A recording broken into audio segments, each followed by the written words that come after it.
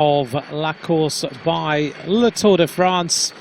It's a wonderful day as we take a look here at the leading group of riders who have made their way off the front of the group, and so far it looks like a very useful group of riders who've emerged at the front of this race.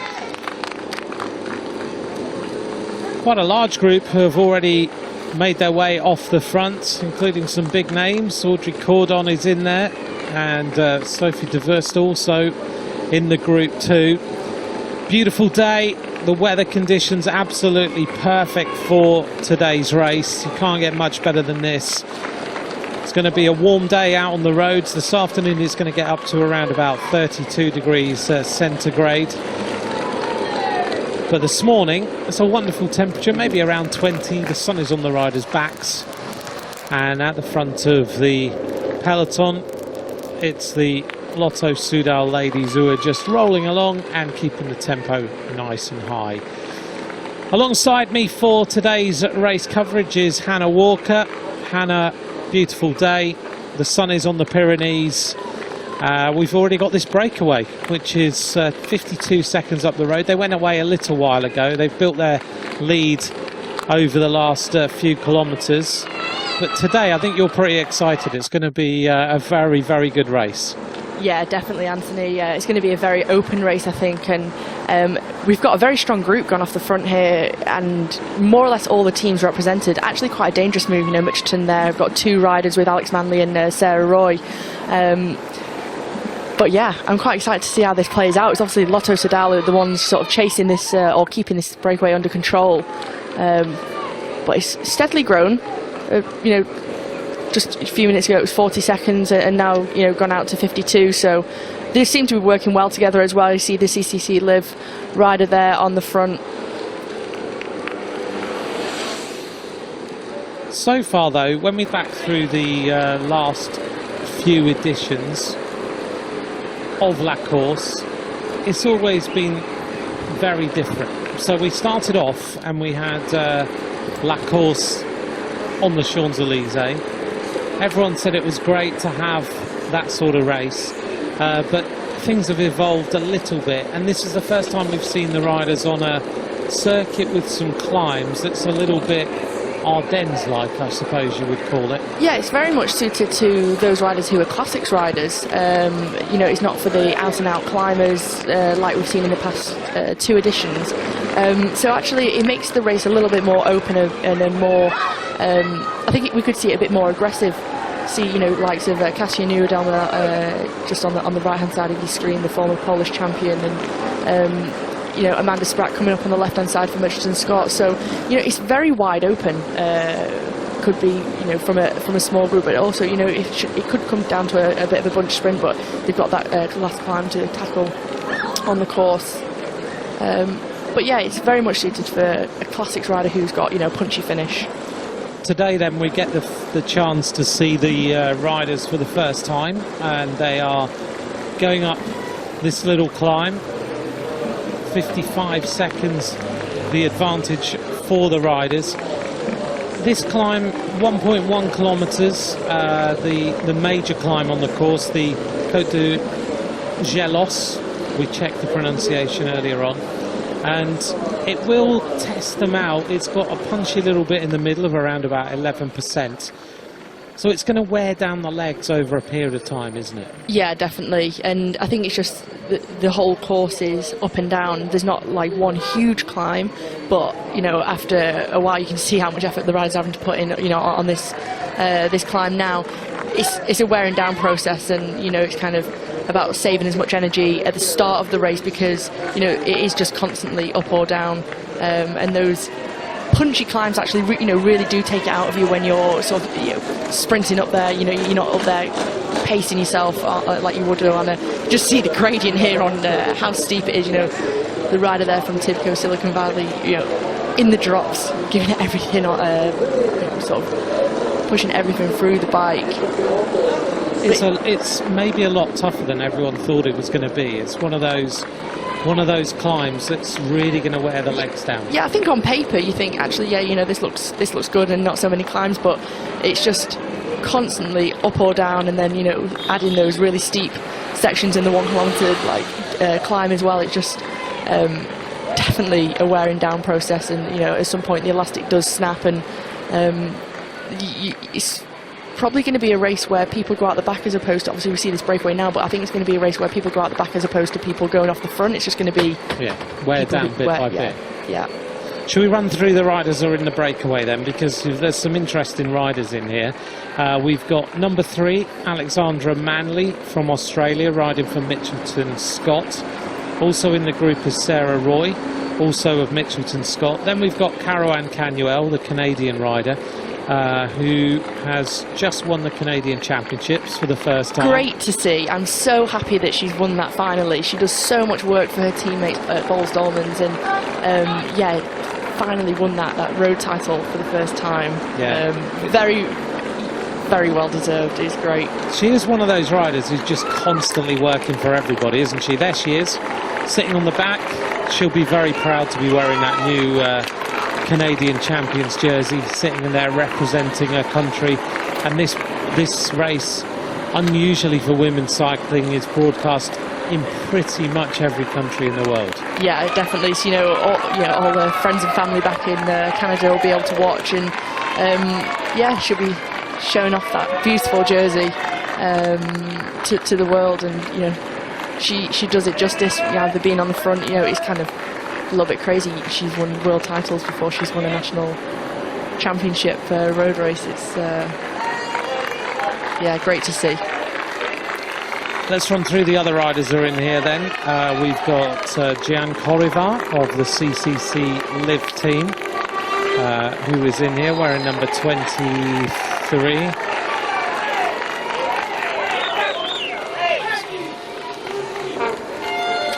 Onto the climb of the Côte de Gelos. This is the 1.1 kilometre climb, average gradient 7.8%. We've got Elise Chabi of Switzerland in here for the Bigler team. We also have Nikola Noskova from the Czech Republic riding for Bigler, so they're well represented. Alexis Ryan in for Canyon Schramm. And then we've got number 75, Leanne Lippert of the Sunweb team, who's made her way into the group. Audrey Cordon-Rago, who is representing Trek Segafredo, so they'll be very pleased with that. They don't have to then do any work. Evita Mudzik of FDJ Nouvelle Aquitaine for Turoscope. And we've also got in the group Sophie de Wurst, who rides for the Park Hotel Valkenburg team. There they are then, that's the group of riders. Bigler well represented, Mitchelton Scott well represented, and doing the work on the front with Sarah Roy. Sarah Roy's an interesting rider. She's one of those riders who's really come through over a period of time, and I read an interesting interview with her recently where she told you how tough it was for her to get into professional cycling and where she is now. Yeah, if I remember correctly, she came in quite late to the sport, and sort of was promised to go and race in Europe for the Australian team, and it didn't work out, and like things that she had to go through and the things that she had thrown at her, that she had to overcome. And I think to see how resilient she is and how she overcame that, and then she's had some huge victories at UCI WorldTour level, like the women's tour. So yeah, it's quite an inspiring story how she's come through. Here's the map then of today's race. 121 kilometres of racing over the Côte de Gelos, the 270 metre high climb, and then we work our way down through Medu over this another little climb, the Côte de Esquillo, and then back in, not quite going through the finish line. 5 different laps, and then finally we make our way, turn left at the top of the climb in towards the finish. There's the profile, a little bit tooth-like. It's one of those testing days. That's the profile then of today's race. If you took a look at that profile, what would you be thinking? You're in for a hard day. I just don't think there's any respite. There's no time to recover. And I think, like the teams on the front, you can see they're even though they've got teams represented in the breakaway, all the big teams are on the front, sort of just patrolling it and keeping a good tempo to make sure, you know, should anything happen, because all it takes is for you to be caught out on the, you know, on a bad part or a narrow section of the road, and you're sort of in a bad position, you get dropped. But yeah, you can just sort of see the gradient here on screen now. It's very tough, and I think, you know, we've done coming up to 30k nearly. Certainly a wearing down process. But I just think you've got to take your respite and your recovery whenever you can. Keep eating, keep drinking. You see Alex Manley's sort of a little bit of difficulty there for the Australian rider from Mitchelton Scott as they go through the banner. It's quite split actually. The rider there, Sophie DeVos, sort of showing how strong she is on that climb, sort of opening up a little gap, and Alex Manley kind of struggling to stay on the back.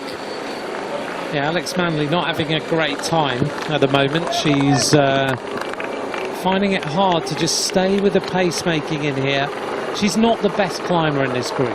No, definitely not. She's more of a sort of a sprinter, time trialist. Obviously, she's a world points race champion as well on the track. So, yeah, she's not having the best of times. But actually, I think she's put herself in a strong position, because Mitchelton have already got a rider in that breakaway with Sarah Roy. And with her being in the break, it makes it a little bit easier. She's got sliding room. If she does get dropped, when the peloton catch her, you know, she's still there to do a bit of a job for other teammates as well, like the likes of Amanda Spratt and Annemiek van Vleuten. But it does mean that they've got people represented, and, you know, they can cover things as and when.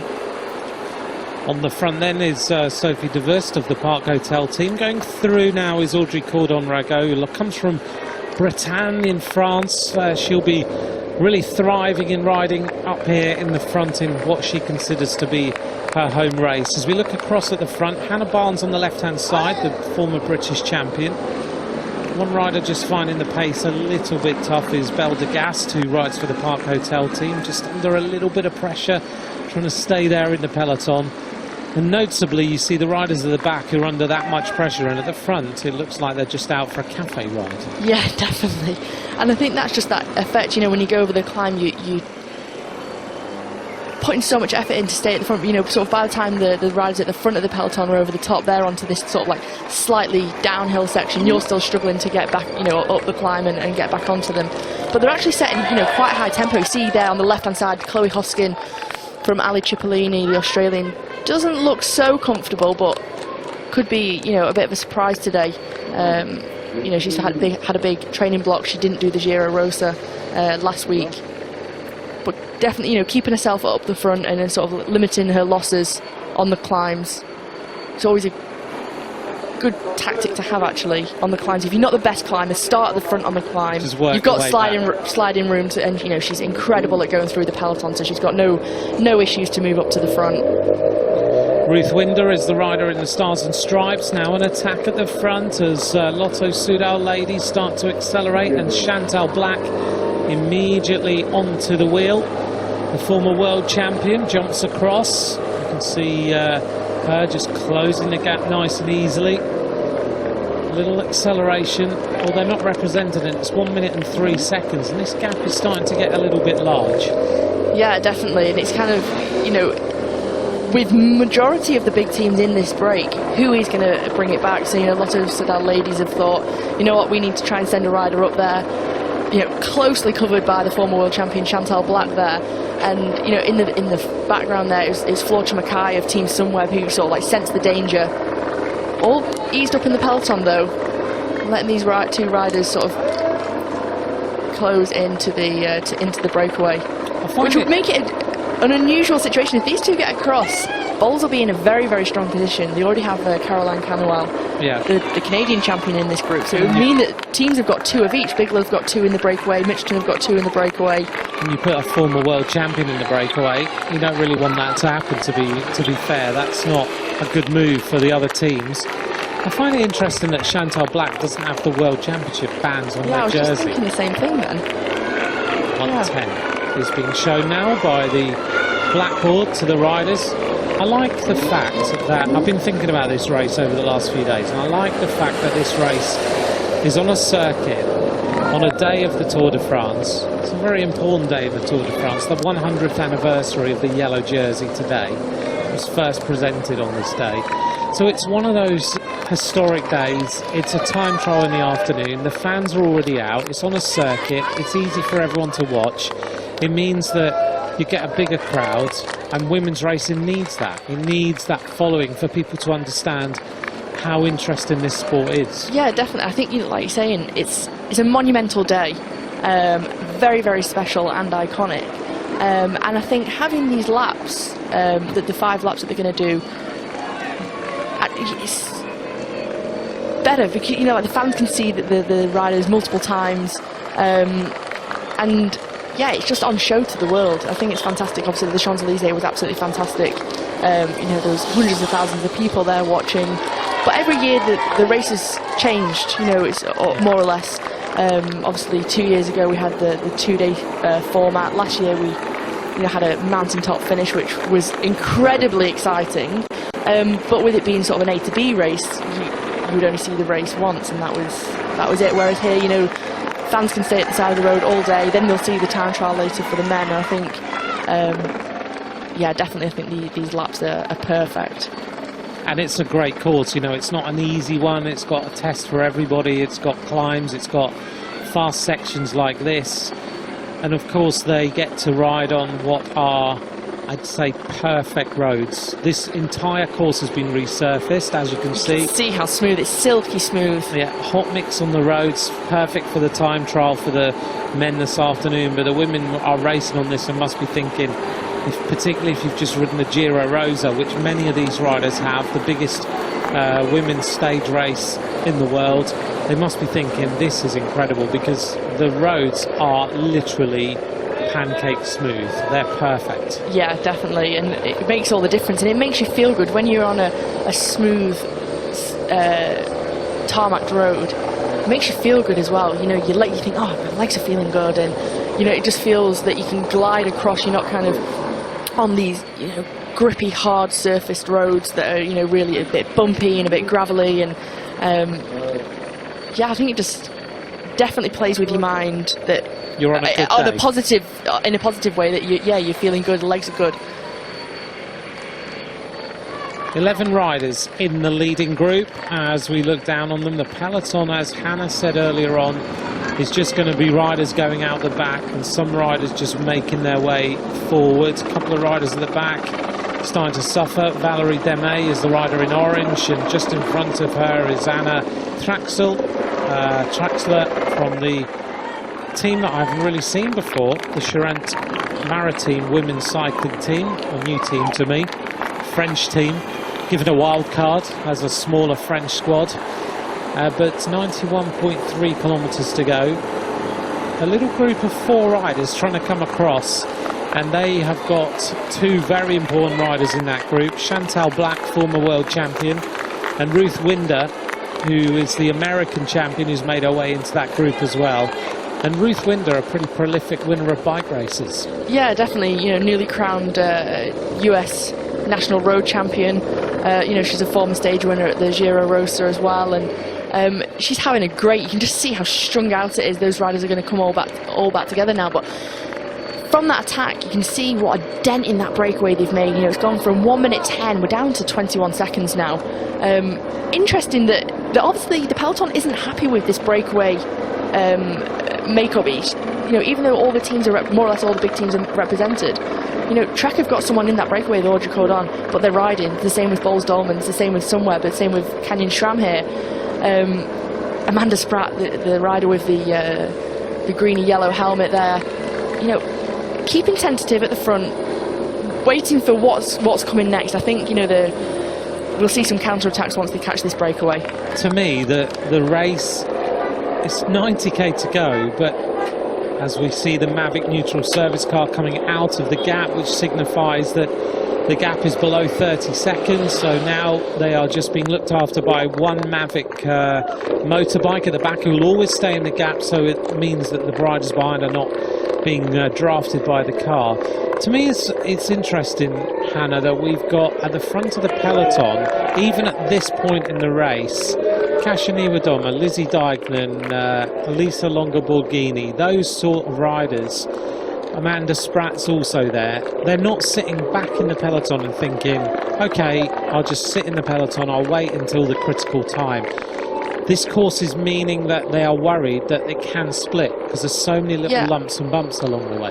I think it's definitely a race from the front. You know, if you're in the middle of the peloton sort of saving energy and in that slipstream, if a breakaway, you know, of Longa-Borghini goes away and Kasia Niewiadoma and then Anna van der Breggen's in the middle of the peloton saving her energy, well, you're never going to be able to make it out there and to get across to them. And once you give, you know, those type of riders, you know, 10, 20, 30 seconds, it's never going to come back. It's such hard work to bring it back. I think all riders are just being completely aware, and they'll be given, you know, they'll be being given time gaps. Ashley Moorman now to the front as well, Katie Hall on the right.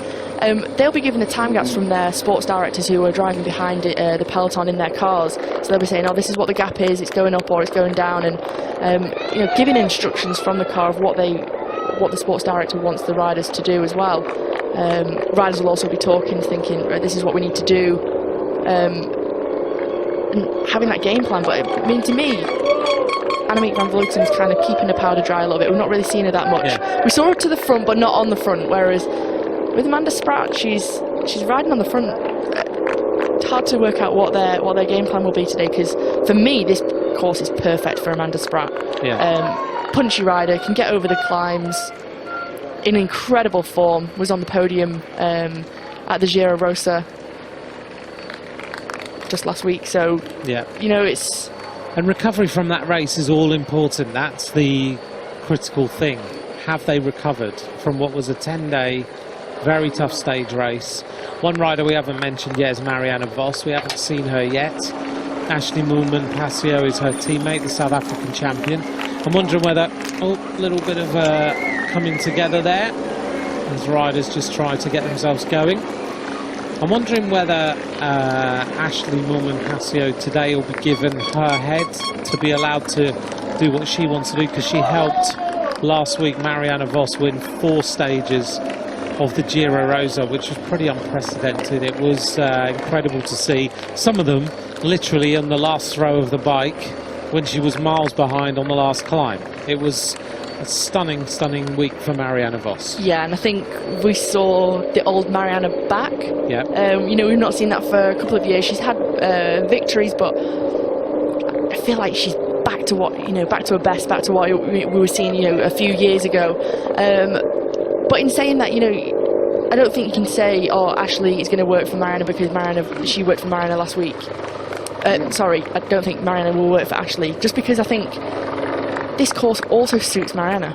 You know, she's that punchy rider, with it being sort of an Ardennes style race. You know, she can get over those climbs, and it's whether, you know, who's got the fastest finish at the finish line. And I think, you know, between Ashley and Marianne, it's Marianne. You know, Ash, I think, would have to be solo or be within a very, very select group. So yeah, I think Ashley's also, you know, very, very happy to work for Marianne. I think they have a good cohesion together. Yeah, they have a really good understanding. Look how that gap's gone to 119. It's literally yo-yoing. It went to, the cars got pulled out, it was 20 seconds, now it's 121. It's literally changed within a few kilometres. A little attack at the front now. Yeah, I was say, the Bigelow team, they're really wanting to push this and keep this breakaway away, because actually it's perfect for them. The rider who's normally their leader, Cecilia Uttrup, wasn't going that great at the Giro Rosa. She had a bit of a crash a few weeks ago and was off her bike for 10 days. So they're really happy with this makeup of this breakaway. They've got 2 riders in there, and so they're really keen to keep them away and stay away as long as possible. But they've got so many cards to play, the Bigelow team. You know, if they come back, they've got Cecilia Uttrup and they've got Lizzie Banks. And Lizzie Banks won a stage of the Giro with a solo breakaway. She's been looking stronger and stronger. She has ridden really well in British Championships and everything else. So they've got, if those 2 come back, they then just play that next card. Yeah, and also Leah Thomas is going really well. She got 2nd place on the stage where Lizzie won. So Lizzie won solo, and then Leah won the sprint in the breakaway. Sorry. So they have got so many cards to play, and it's not just Cecilie Uttrup who, you know, you'd always sort of put your money on. But Lizzie, you know, she's just going from strength to strength. Yeah. She's having an incredible season, and I think she's learning so much from the likes of Cecilie and the sports director Thomas Campana. I think she's really thriving in that environment. Do you think Cecilie, last year we remember her cresting those mountains, and she gave a very emotional interview which so many people watched across the world at the end of the race, but that she was really playing second fiddle to Ashley Moolman-Pasio then. Now she's the team leader. We've not really seen her as good as she was last year. So is she now trying to learn to be that team leader? And maybe not. Maybe the pressure is a little bit much. Yeah, I think because she's been so good at such a young age, we kind of forget how young she is. Yeah, very. You know, I think she's like 22 years old, and to have all that pressure of being the team leader, and you know, like you say before, it's kind of like a bit of a dual leadership with her and Ashley. Ash taking the most of the leadership. It is a lot of hard work and pressure and stress, because, you know, everyone's also expecting you to do well. I mean, she has had some fantastic results, the likes, you know, Tour of Flanders, she was on the podium. Many people might not have thought she could do that, just because of the terrain and the nature of the course. But yeah, like I said, she had a bit of a bad crash about a month ago, and she had to have 10 days off her bike, so she's not had the perfect preparation. But she, you know, after 10 days of the Giro, she wasn't going that great, but actually she might have come out of it in really good form. Because she wasn't great, she's come out and she's had a few days rest. You know, it's sort of like swings and roundabouts really, because some of those riders who went into the Giro flying from the start actually might have come out of it too tired, whereas the likes of Anna van der Breggen, who we've not really spoken about, went into the Giro and not producing the results you might have expected, rode herself into the Giro Rosa and came out on top form. Yeah. So she could be very, very good today. Yeah, and you just, you know, her prowess on the bike is something else. Yeah, she's really, really impressive. What Anna van der Breggen hasn't won, you can list, as opposed to what she has won. Yeah, it's easy to do that, isn't it? Yeah, exactly. She's a very impressive rider. Very down-to-earth bike rider, and, you know, very, very humble. Yeah. I mean, her background, of course, she was a trained nurse, but rather than carrying on as a nurse, she decided to become a bike rider, and she is a really humble bike rider. She doesn't like the limelight. You know, you invite her to a big event or something and she'll say, it's not really about me, it's about my team and what they've achieved and everything else. She likes the fact she can win bike races, she loves riding bike races, but she doesn't want to be the star. Yeah, and I don't think cycling's the end and all end for her. She's, you know, if she wins bike races, great. If she doesn't, then, you know, it's not the end of the world, whereas some people are just dead set and it kind of would drive them mad and down into the ground because they're not winning bike races. Where I think, you know, if she wins, brilliant. If not, then, you know, she's also got, you know, another career once she retires from cycling. She's got a career which is, and I think, if I remember correctly, she did a bit of a stint in Africa, in a hospital. So, you know, very, just such a humble, down-to-earth rider. See now Alex Manley been dropped from that breakaway. Yep, game over. She's no longer there. So 10 riders now in the lead of La Course. If you've just joined us, Alexandra Manley is gone. So the Mitchelton-Scott plan maybe not playing out because they've left Sarah Roy up the front, but she's a tremendous bike rider. Just to remind you then, Sarah Roy is in the leading group with Caroline Canuel, the Canadian champion. A little bit of a move at the front. Jan Cordovar of CCC Liv is in there. Elise Shabby and her teammate Nicola Noskova of Bigla are in the group with Alexis Ryan of Canyon SRAM. Number 75 is in there, Leanne Lippert of the team of Sunweb. Also in there, Audrey Cordon-Rago. Vita Muzic is in there for FDJ Nouvelle. Akutan Futuroscope, and the final rider in the group, Sophie de Wust. Over the little climb now, which is the little Côte d'Esquilot. A couple of riders suffering at the back, but WNT now are deciding to up the tempo. They don't like that it's 1:18 down. No, with this time gap yo-yo in there, you know, another team who have missed the breakaway. The young rider Laura Senthio just on the front there. Very promising French talent. Not afraid to give it a go. She's 20 years old and not afraid to give it a go up this climb. But helping her leaders Erica McNaldy and Anna Santesteban. But I think it's one of them where you have those riders who you can use to sort of close that gap and make it a bit more manageable, because it's a fast course. Even though there's a lot of climbs, it is fast with high pace, and it's been sort of full gas from the start. You can't leave it too late to start closing these gaps, because there's only so many riders. Teams have only got 6 riders. All it takes is you have one rider who's your leader, who is going for the victory. Then a few domestiques or workhorses, and you want to make it manageable for them to be able to bring down the gap.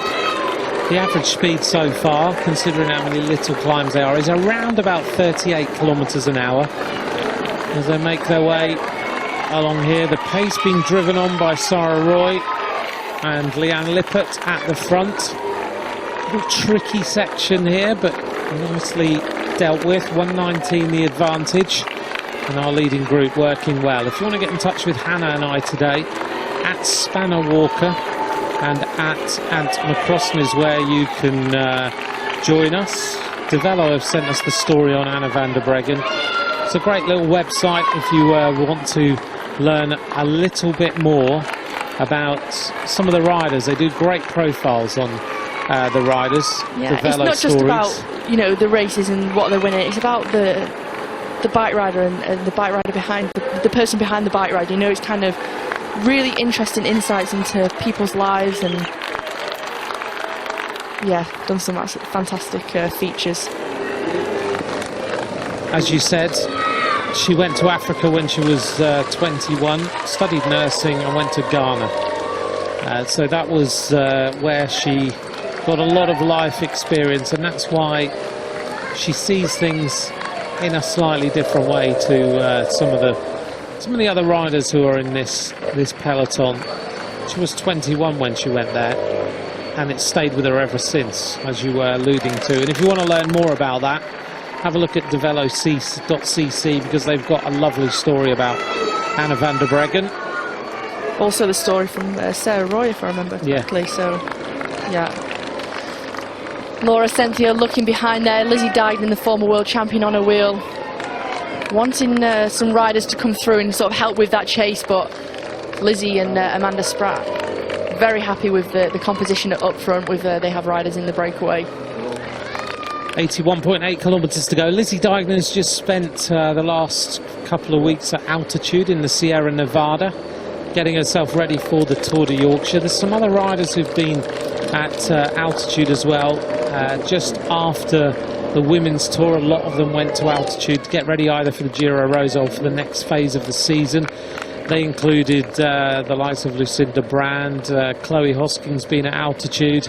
And that's going to have helped them for today's race, of course, with the little climbs. If they judge that perfectly and come back down from altitude, then they should have really very good legs today. Yeah, definitely. And the likes of Lizzie Dignan, the last race she did was the women's tour. She missed the national championships. Yeah. So she's just had, a solid training block, and, like I say, was at altitude. She's not got those tired legs. She's coming in fresh, and she's really picking the races that she wants to do. She's not just doing all the races she can after coming back from pregnancy, and she's really cherry picking the ones that she wants, and doing very, very well in them. Yeah, she's one of those riders who's a bit more. She kind of bases her season a little bit more like a male rider does. So picks and chooses, but peaks for those races and thinks really carefully about when she races and how she races. So she came back. She was supposed to come back later in the season after having had Orla, her baby, and she decided to come back earlier and then change the block of racing that she had. But it worked out really well for her. But she also thinks really carefully about resting and how exactly she trains. I was talking to Phil, her husband, a couple of days ago, and he said, you know, the training block she had was really good, but she's going really well, considering where she thought she would be at this time in the season. Yeah, I think it's absolutely incredible, and it's very inspiring to see how she's able to manage motherhood and being a professional bike rider, and still maintain, you know, that focus. And when she came back early, she started at the Ardennes Classics, and you know, she was having top results then. You just, you know, I think it was in Liège she got the top 10. You think, wow, it's so inspiring. And then obviously she went on to do the Tour de Yorkshire, and then she won the OVO Energy Women's Tour. And you think, it's incredible. It's incredible how she can come back, and she's got such focus and dedication. But I think, you know, she's got a very, very supportive team behind her with Trek Segafredo. Well, if you followed her during the time that she was pregnant, she was on the Watt bike even a few days before she gave birth. So she was training like an athlete to the level she could, but she wasn't taking a break. It was, right, I'm going to be really, really fit, give birth, and I'll still be fit. Yeah. And it worked really well for her. Yeah, definitely. I think this is why, you know, she's managed it well, and she's still been able to keep that fitness while she was pregnant. And perhaps that's why she was able to come back so soon, because she, you know, she gave herself realistic time to come back, and actually thought, you know what, my fitness is much higher than I thought it would be at this point post-pregnancy. Elena Peroni is the rider who is just off the front here for the Valcar team. That's the team in the pink and blue. Looks a little bit like the Lamprey kit of many years ago, the men's Lamprey kit. Yeah, it does. But she's slightly off the front. Riders just sitting towards the back. Some riders look quite comfortable just sitting on the back of the group. One of them is Lorena Lamas of the Movistar team, but some attacks kicking off at the front of the group as Ale Cipollini tried to mix things up just a little bit more now. And it's the Japanese rider, Ari Yonamini, who is on the front of the group. Taylor Wiles also towards the front. Ari Yonamini, a very popular Japanese rider, just now calms down. Taylor Wiles over there on the left-hand side, just tracking things nicely as we go back to the front. So Taylor Wiles on the front of the peloton, and Audrey Cordon-Rago is the rider who is on the front of the group. Karan Canuel just looks nice and comfortable sitting on the back of the leading group. This breakaway have sort of regrouped themselves and got back into, you know, working well together. You see another attack now from the Rally UHC. Looks like Abby Mickey, the American, with Elisa Longo-Borghini on a wheel. The breakaway have got themselves back together now, and sort of, you know, realised, actually, if we carry on working together, our gap is going to increase. As soon as we stop, that's when we keep seeing the time gap slashed, because the peloton is still very, very active. It's just not consistent. So we see attacks there, like from Abby, but then it's nullified, and then the peloton sits up, and this is when the breakaways start to gain more time. Abby Mickey just got engaged to Tom Skewins, who's riding the Tour de France. So she is the rider who was in the orange there, who just put in her big attack. But they're trying to close this gap, but 106 is a pretty considerable advantage now. They brought it down to 15 seconds. Over on the right-hand side, another attack goes. And it's interesting that they are attacks rather than a team riding on the front. But that's probably because they are teams who've missed the break, and they don't have the strength in numbers to sit on the front and just tow this back. Near the front, Chloe Hosking in the luminous yellow kit, and the French rider is the French champion, Jardeville. She's there from FDJ Nouvelle Aquitaine. Great to see her amongst the in the attacks here. Must be a very proud moment. She knows she's 19 years old, very young to be able to win that French championships with, you know, some star-studded field with Audrey Cordon, Pauline Ferrand-Prévot amongst some of them, and great start to her career. We think back to other riders who've worn that jersey, and Pauline Ferrand-Prévot is one of them, and she wore it when she was young. as we look across the front of the peloton. Hannah Barnes constantly near the front of the group. Hannah Barnes, former British champion. Her sister is in the peloton today, wearing the British champions colours. And Alice is one of those riders who could be a possible winner today. She's had a break after the national champs. And again, it depends whether she's refreshed or whether she's a little bit still needs to come back after having had a break. Yeah, I think, you know, Alice, we've not actually seen much of her, which kind of indicates to me that maybe she is a little bit protected today. Yeah. Because we've seen Kasia, we've seen Hannah Barnes, we've seen Tiff Cromwell doing a lot of work. Tiff Cromwell there in the centre of the screen, just out the saddle now. Actually, Alice Barnes, we've not had a glimpse of. No. Definitely a course that could suit her. You know, Alice is very, very punchy, and you know, her tactical skills and her bike handling skills are, you know, second to none, especially in the run into this finish today. Looking down on the peloton, 76 kilometres to go. La Course is a race that, if you go back in its history, was brought about by 3 women lobbying ASO, the owners of the Tour de France, and talking to them about bringing a women's race back to the Tour de France. One of them was Catherine Bertine, who runs the Homestretch Foundation in the United States of America. And another rider who's involved in it was Emma Pooley, winner of the Giro and world champion of the time trial. And they lobbied ASO and had meetings with ASO to bring about a women's race coming back to the Tour de France. Their ultimate aim was to have a women's Tour de France. Whether that now is something in the peloton that they really want is subject to a lot of debate and has covered many column inches. But the kind of sentiment I get from the peloton as we go onto the Côte de Gelos again in 4 kilometres time is that the women's peloton doesn't sense that it wants a women's Tour de France. They want to have a longer stage race, but they don't necessarily want a 3-week stage race. They're starting to think that that is not what women's cycling really needs. But the debates are open about how this might go. Yeah, I think it's a very mixed feelings between the peloton. Yeah, and I don't necessarily think they need 3 weeks. I think, you know, racing can still be exciting at 7 to 10 days. So yeah, I think it's many mixed opinions. In my opinion, I don't really know where it would fit in the calendar. So you know, it's already a very full. You know, we've already got a double race weekend this weekend with La Course and Benny Ladies Tour. So where would it fit into that into the schedule, and which races would be at detriment?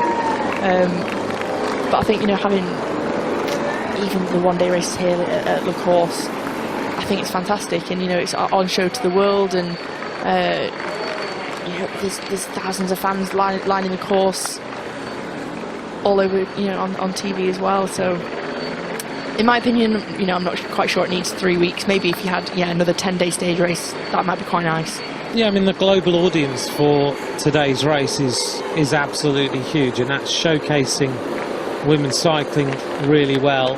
190 territories are taking this race live.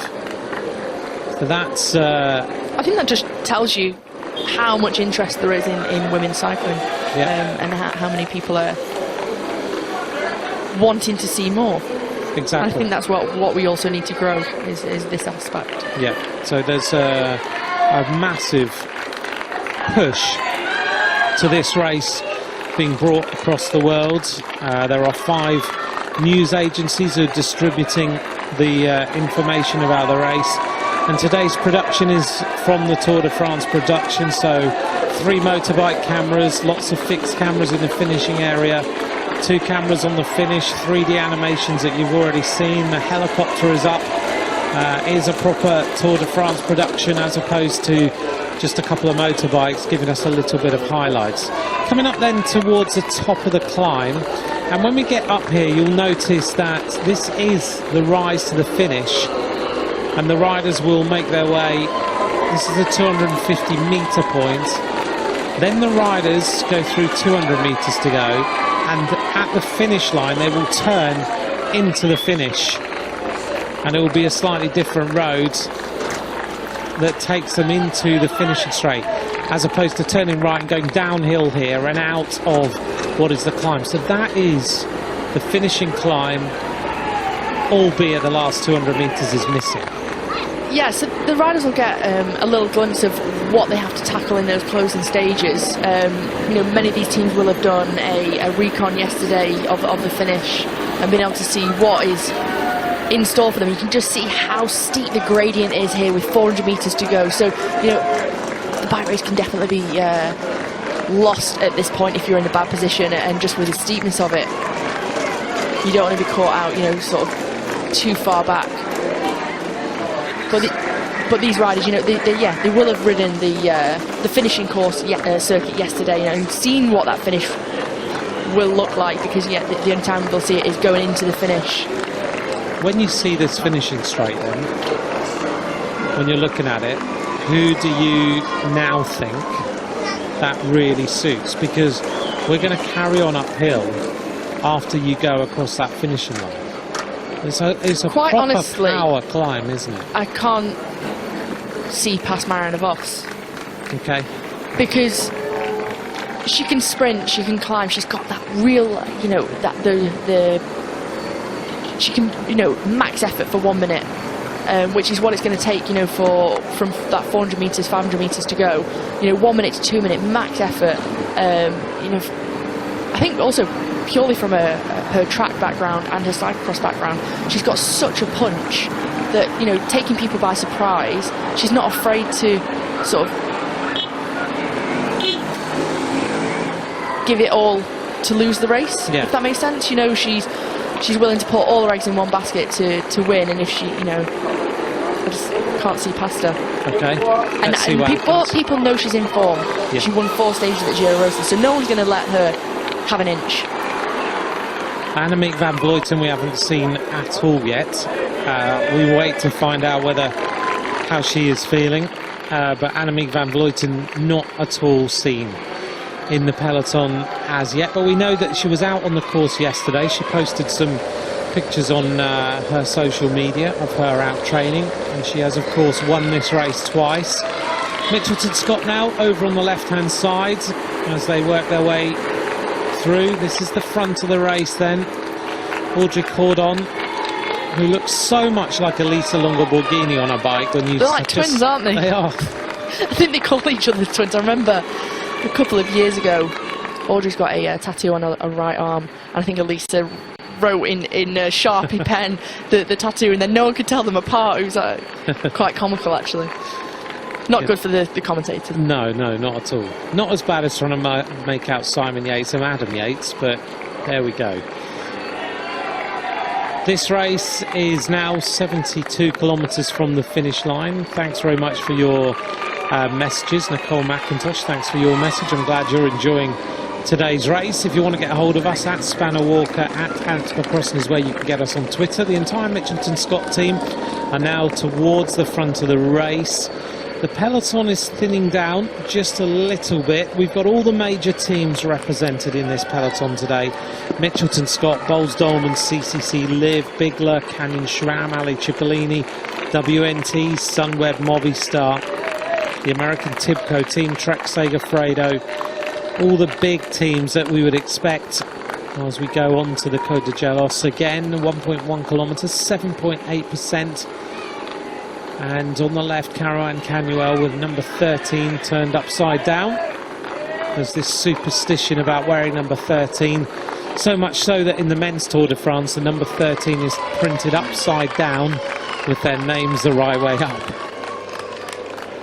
Mitchelton Scott looking strong now. Amanda Spratt rides at the front. She's the little rider there in the middle, talking into her race radio. Georgia Williams on the front, just sort of wanting to close this gap. You can see he's already gone down from 1 minute 10 now to 49 seconds. But Jess Allen also comes to the front for Mitchelton Scott, so a first glimpse of her. Annemiek van Vleuten in that Chiclamino jersey on the left-hand side, sitting in the wheel of Amanda Spratt. and explain what the Ciclamino jersey is? So the Ciclamino jersey is the leader of the UCI Women's World Tour. So the person who's leading that classification wears that jersey, so she doesn't wear her normal colours of the green and dark bluey black. The youth leader will wear a light blue jersey, so that will signify who's the leader in the youth UCI Women's World Tour classification. I think Annemiek's sort of like running away with that Ciclamino jersey, isn't she? Yeah. On the back then of the group, these riders just trying to stay in the peloton. Just some riders resting and happy to ride at the back, other riders holding on and just trying to stay there. Up at the front, the pace has been pretty hefty, 57 seconds, 600 metres now to go to the top of the climb. And Leanne Lippert there wearing number 75 on the left-hand side in the colours of Team Sunweb, just in front of Audrey Cordon. And this Trek team, the riders say the setup is absolutely superb. They are treated exactly the same way as the men's team is. The same level of kit, the same bikes, everything is exactly how it should be. Yeah, definitely. And, you know, it's also they sort of share staff as well, and they get everything is exactly the same. I was speaking to a few of the riders a few weeks ago, and they were just saying how the level of professionalism in comparison to other teams that they've been on, it's how it should be.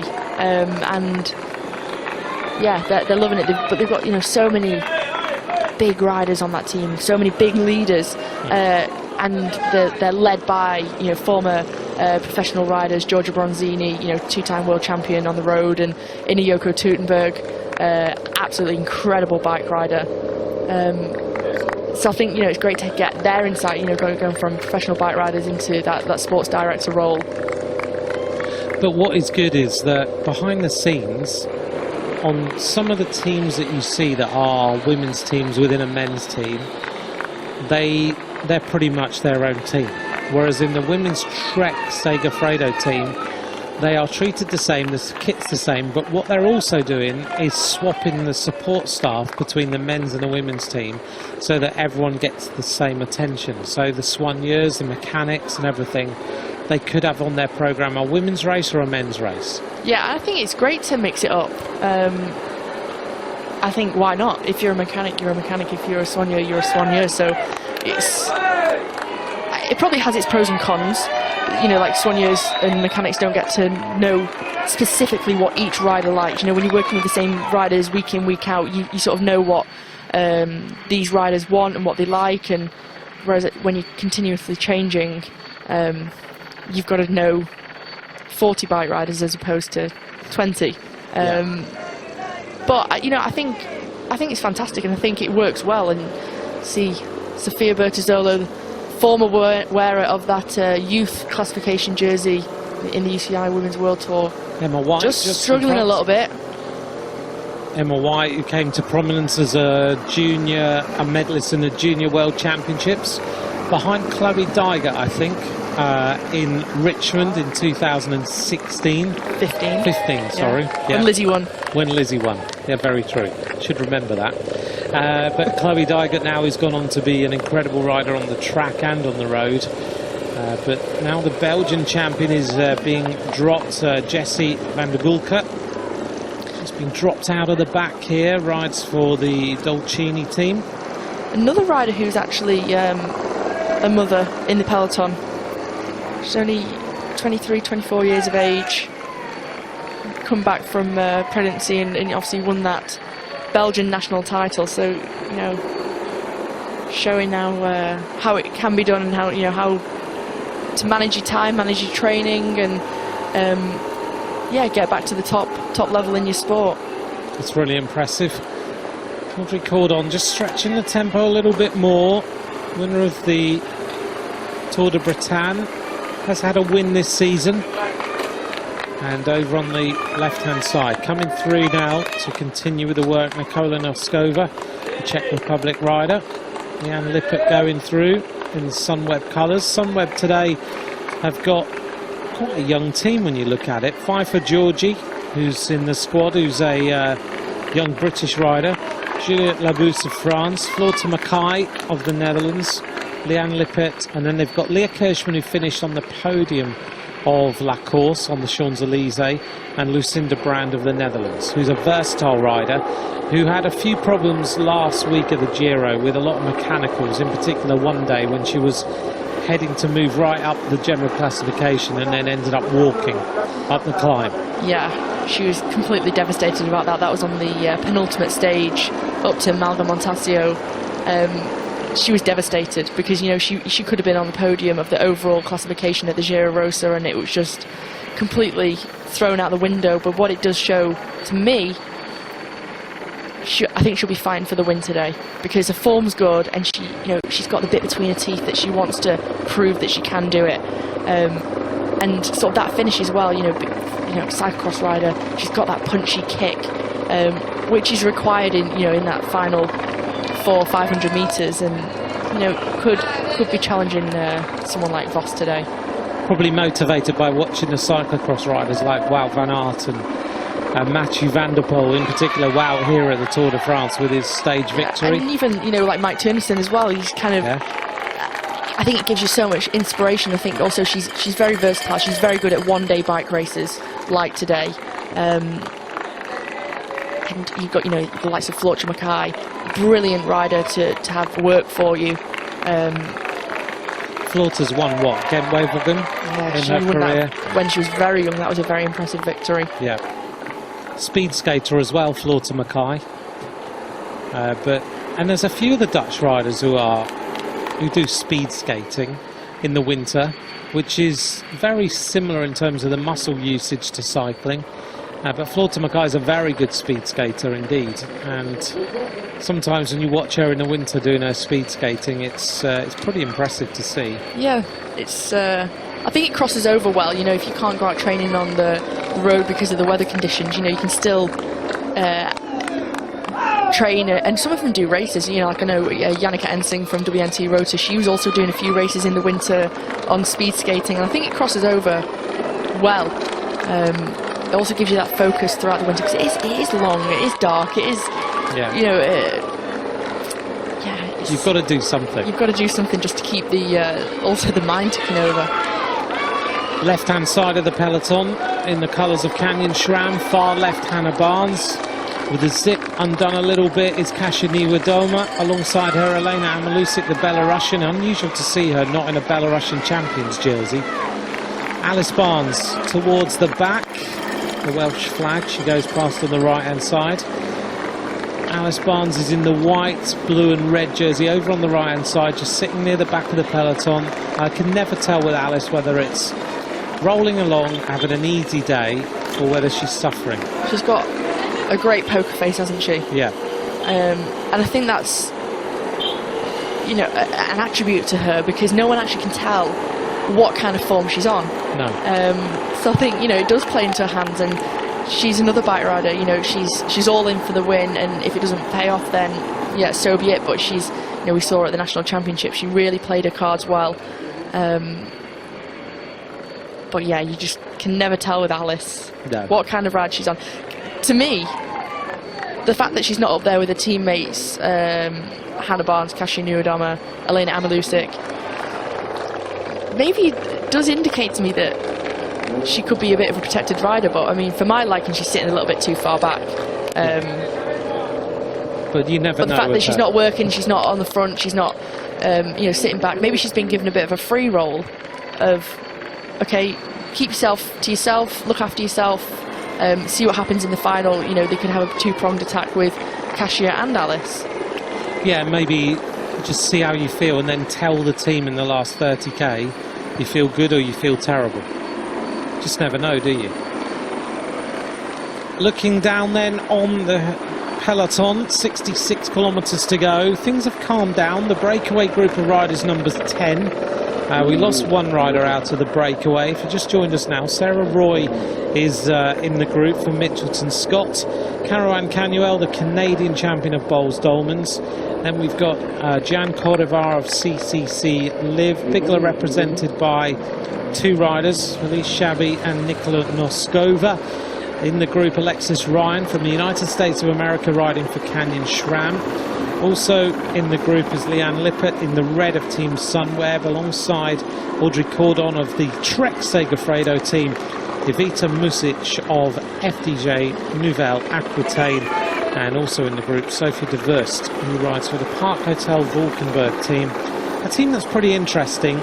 Demi Vollering is perhaps their best known rider because of her exploits this season. Nina Boesman, Bella de Gast, and also Roxanne Knaterman, who is the daughter of the great Jerry Knaterman, who's in her last season, I think. She's about to retire, she says. Yeah, I think she's been saying that for a couple of years. Yeah. And she's just always found a reason to carry on. And I think, you know, she's got so much experience. You know, she's spent, you know, a few years on the team with Marianne Vos, and obviously coming from such a great cycling background, that, you know, she just brings a wealth of experience. I think she, you know, she really brings on the young team of Park Hotel Valkenburg. We've got a great manager as well with Ezra Tromp, a former professional rider as well. So they're really bringing on those young riders, you know, like Lorena Vibes. I think she had around 10 victories already this season, which is, you know, it's absolutely outstanding. But Demi Vollering definitely had a breakthrough season during the Ardennes Classics. It's a beautiful day here around Pau, which will host the men's Tour de France time trial this afternoon for the 71st time in the Tour de France. Around here, though, it's a great cycling area. When you walk around, this morning I was out early at a walk, 25 kilometres of bike paths. So you can get around this city really nicely. There's 101 kilometres around Pau of cycle lanes. It's incredible. Yeah. It's just the setup you need.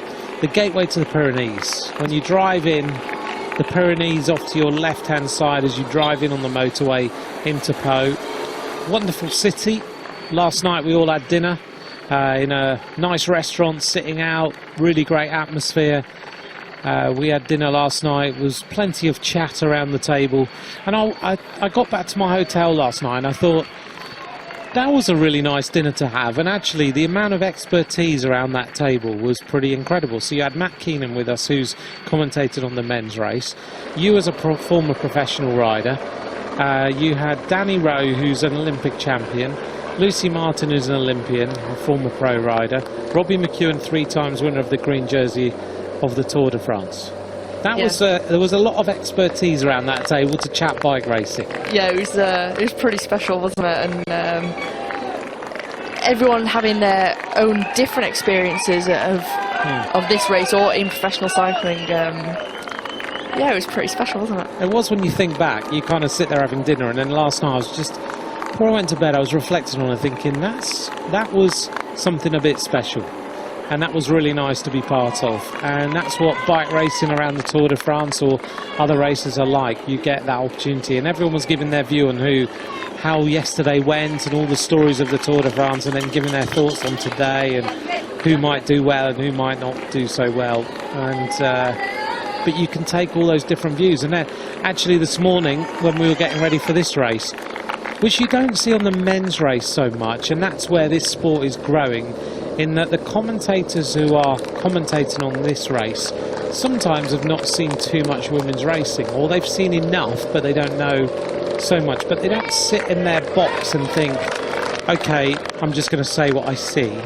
This morning we sat around and you had Ned Bolting, who's one of the commentators for ITV, Rob Hatch, who reports for Eurosport, me, you, Danny Rowe, Lucy Martin, and everyone's like coming across, the Danish commentators coming across and trying to understand how this sport is now. Whereas I think if you went back 5 years, no one would care.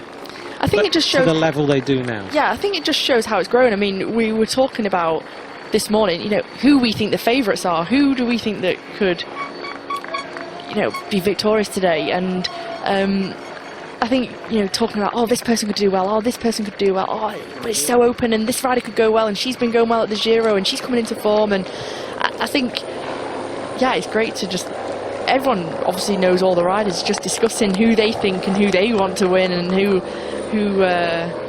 could pull off this 6th edition victory here at the La Course. Ned Bolton running away to talk to the Danes to understand how to pronounce certain riders' names properly. Rob Hatch, who's the expert in pronunciation as well, giving us some insights. He's incredible. Yeah, he is. Very much so. So yeah, this morning was nice, and that's, I think, the interest in this race is now there. I think personally the format of this race today is the best we've had. Yeah, I think so too. I mean, I actually really liked it when it was on the Champs-Elysees. I think, you know, from a fan perspective, just the prestige to be able to ride along the Champs-Elysees. I mean, this is like the iconic stage of the Tour de France. You know, if you didn't watch, if, you know, people at home didn't watch any other stage of the Tour de France, it'd be the Champs-Elysees would be the one that they watch. True. So I think to have, you know, the women's race on there, I think it just became so iconic. But I think if it's not going to be there, I think this format today is perfect. On the, you know, longer lap, 121 kilometres, it's a bit of everything. You know, it's not, you know, mountainous, but it's very hilly. It's a wearing down process.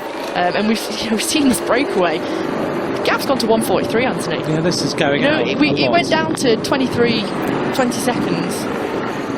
Now grown straight back out. The peloton just can't get a hold on it. No, true. And Canyon SRAM will not ride because they've got a rider at the front, even although they're on the front of the peloton. They've got a rider in the breakaway, and the rider who is in the breakaway for them is a rider who could win. You know, Alexis Ryan is a decent bike rider in a sprint. Although it's a power climb, does it suit her compared to some of the other riders? I think she's in with a chance. She's a rider who, even though she's a sprinter, I wouldn't say she was a pure bunch sprinter. So actually, it does suit her a little bit to have a bit of a climb, and it is as long as she's in, you know, the right position going into the final 500, 600 meters. See, they just have to tackle this hairpin descent. I think it could suit her. Not quite sure where her form's at. She was at the Giro last week and we didn't really see too much of her. Maybe that could actually play into her hands. Maybe it was a week of her riding on the front, and today it's all for her. Let's wait and see what happens. As we look across this beautiful area, we're in the department of the Pyrenees. The mountains are just surround Pau. It's known as the gateway to the Pyrenees. Whenever the Tour de France arrives here, it's all about, this is the next phase. This is where we are going into the next part of the Tour de France. Today is all about the women riders though, first thing in the morning. The last time we were here for a time trial for the men's race was an historic time when Bernardino took the victory in 1981. Normally it's a road stage, and it gives us the chance to see the great roads around here with the women riders. Fast pace in this peloton. There's a few riders that are going to start to suffer here at the back of this race. It's pretty flat out. And the pace now is being upped, and it's being upped by the team on the front of Canyon SRAM, putting it to one long line, but still it's 1:46 as the riders from Bigler continue to set the tempo. Leanne Lippert second wheel, Sarah Roy just behind the CCC rider who is in this group. Sitting towards the front, Jan Cordova of the Netherlands. That's the rider in the orange with the black shorts. Audrey Cordon with the white with the blue. Just behind, Caroline Canuel with that familiar style. Rocks a lot, doesn't she, when she rides? Yeah, she never looks that comfortable, does she? No. Yet produces the results, and such a workhorse for a team, Boels Dolmans. But it's very familiar style. Yeah, lives down in Girona. Really, really powerful. Boels Dolmans rely on her to be one of the riders to bring the breakaway back when they need to. She's a very good climber, and she's just sitting there towards the back. But Bigler continue to try to draw this race out. They want to grow this gap, and if we get to the 2-minute mark, then we're going to start to have some problems. Yeah, I mean, just over 60 kilometres to go. It could be touch and go whether this breakaway stay away, because they're still working very, very well together. Moskova, a very young rider, under 23 road race champion, so extremely strong. And also, you know, it could be a day where actually, you know, the riders who are usually domestiques, the likes of Audrey Cordon, Gian Corrivar, Caroline Canal, it's an opportunity for them to actually ride for themselves and get a victory for themselves today, or, you know, a result for themselves. Because realistically, you know, the teams that have missed it this breakaway, you know, WNT Rota, Ali Cipollini, you know, Tibco Silicon Valley, you know, they're not really, they try and attack, but they don't actually stay away. You know, they can't actually close the gap as such. Virtue as well, another big team that have missed this this breakaway. I mean, you know, riders try, but they need to maybe have a chat to each other and put one rider each on the front and to work together, rather than, you know, sort of springing attacks off the front of the peloton, which actually doesn't really help you. It just makes the breakaway gain more time, because as soon as you sit up and there's a bit of a pause in the peloton, the break goes out. But who is going to bring it back? Because Trek are not going to bring it back, because they will believe Audrey Cordon can win. Canyon Sharam with Alexis Ryan, you look at her previous performances, 24 years of age, second in Omloop Het Noise Black, which is a tough race, a stage winner in Ardèche.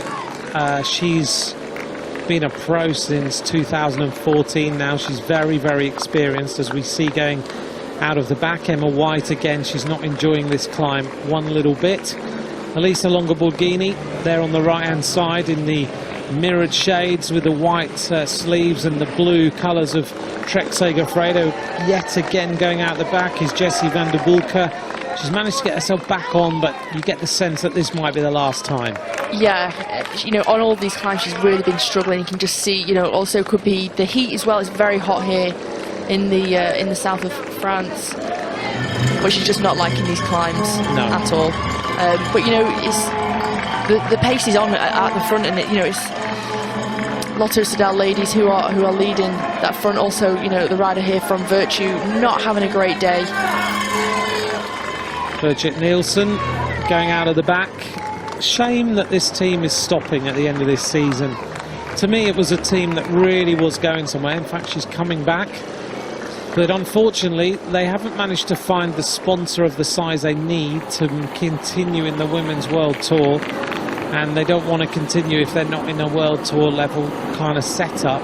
It's run by Biana Rees, who used to be the owner of the CCC and the CSC team in the men's peloton. The team director is Carmen Small. She's a wonderful team director.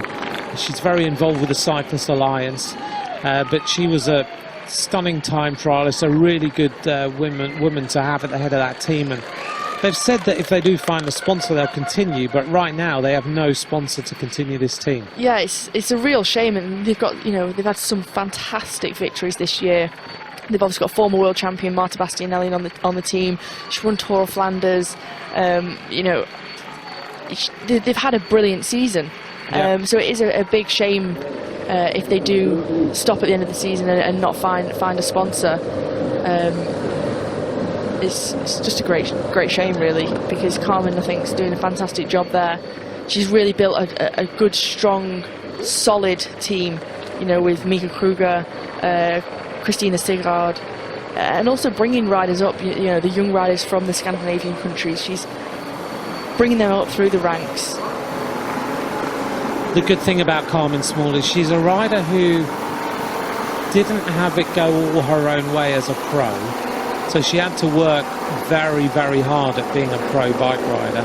She had to apply herself to win medals at World Championships in a time trial. So she knows that as a rider it's not always easy. So she knows how to think, right, okay, this rider's not quite producing the results I think they can. Therefore, what she does to bring them on and make them better. And that's why that team is so good. Yeah, definitely. And I think she just has a good understanding. You know, it's not that long ago since she retired, so she's still got that understanding and the sort of the half bike rider mentality, the half, you know, manager, sports director mentality now, where she can really apply what riders want and think and what they need. And yeah, I think she's doing a great job of being a sports director. I think she's slotted, you know, perfectly into the role. Yeah.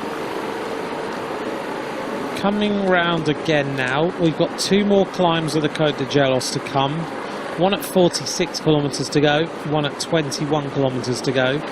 Then we work our way back round over to the Côte d'Esquillo, and that will take us up towards the finish line, which is on the Rue de Marquis de Le Bihan. That's the finish line today.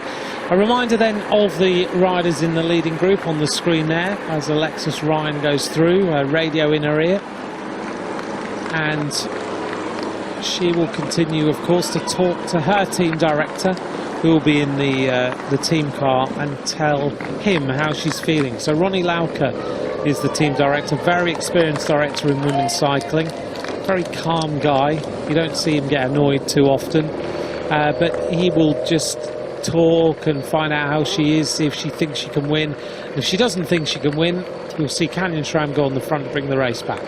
Yeah, and also you'll see Alexis just sit on the back of the breakaway, do no work, not help with the pulling.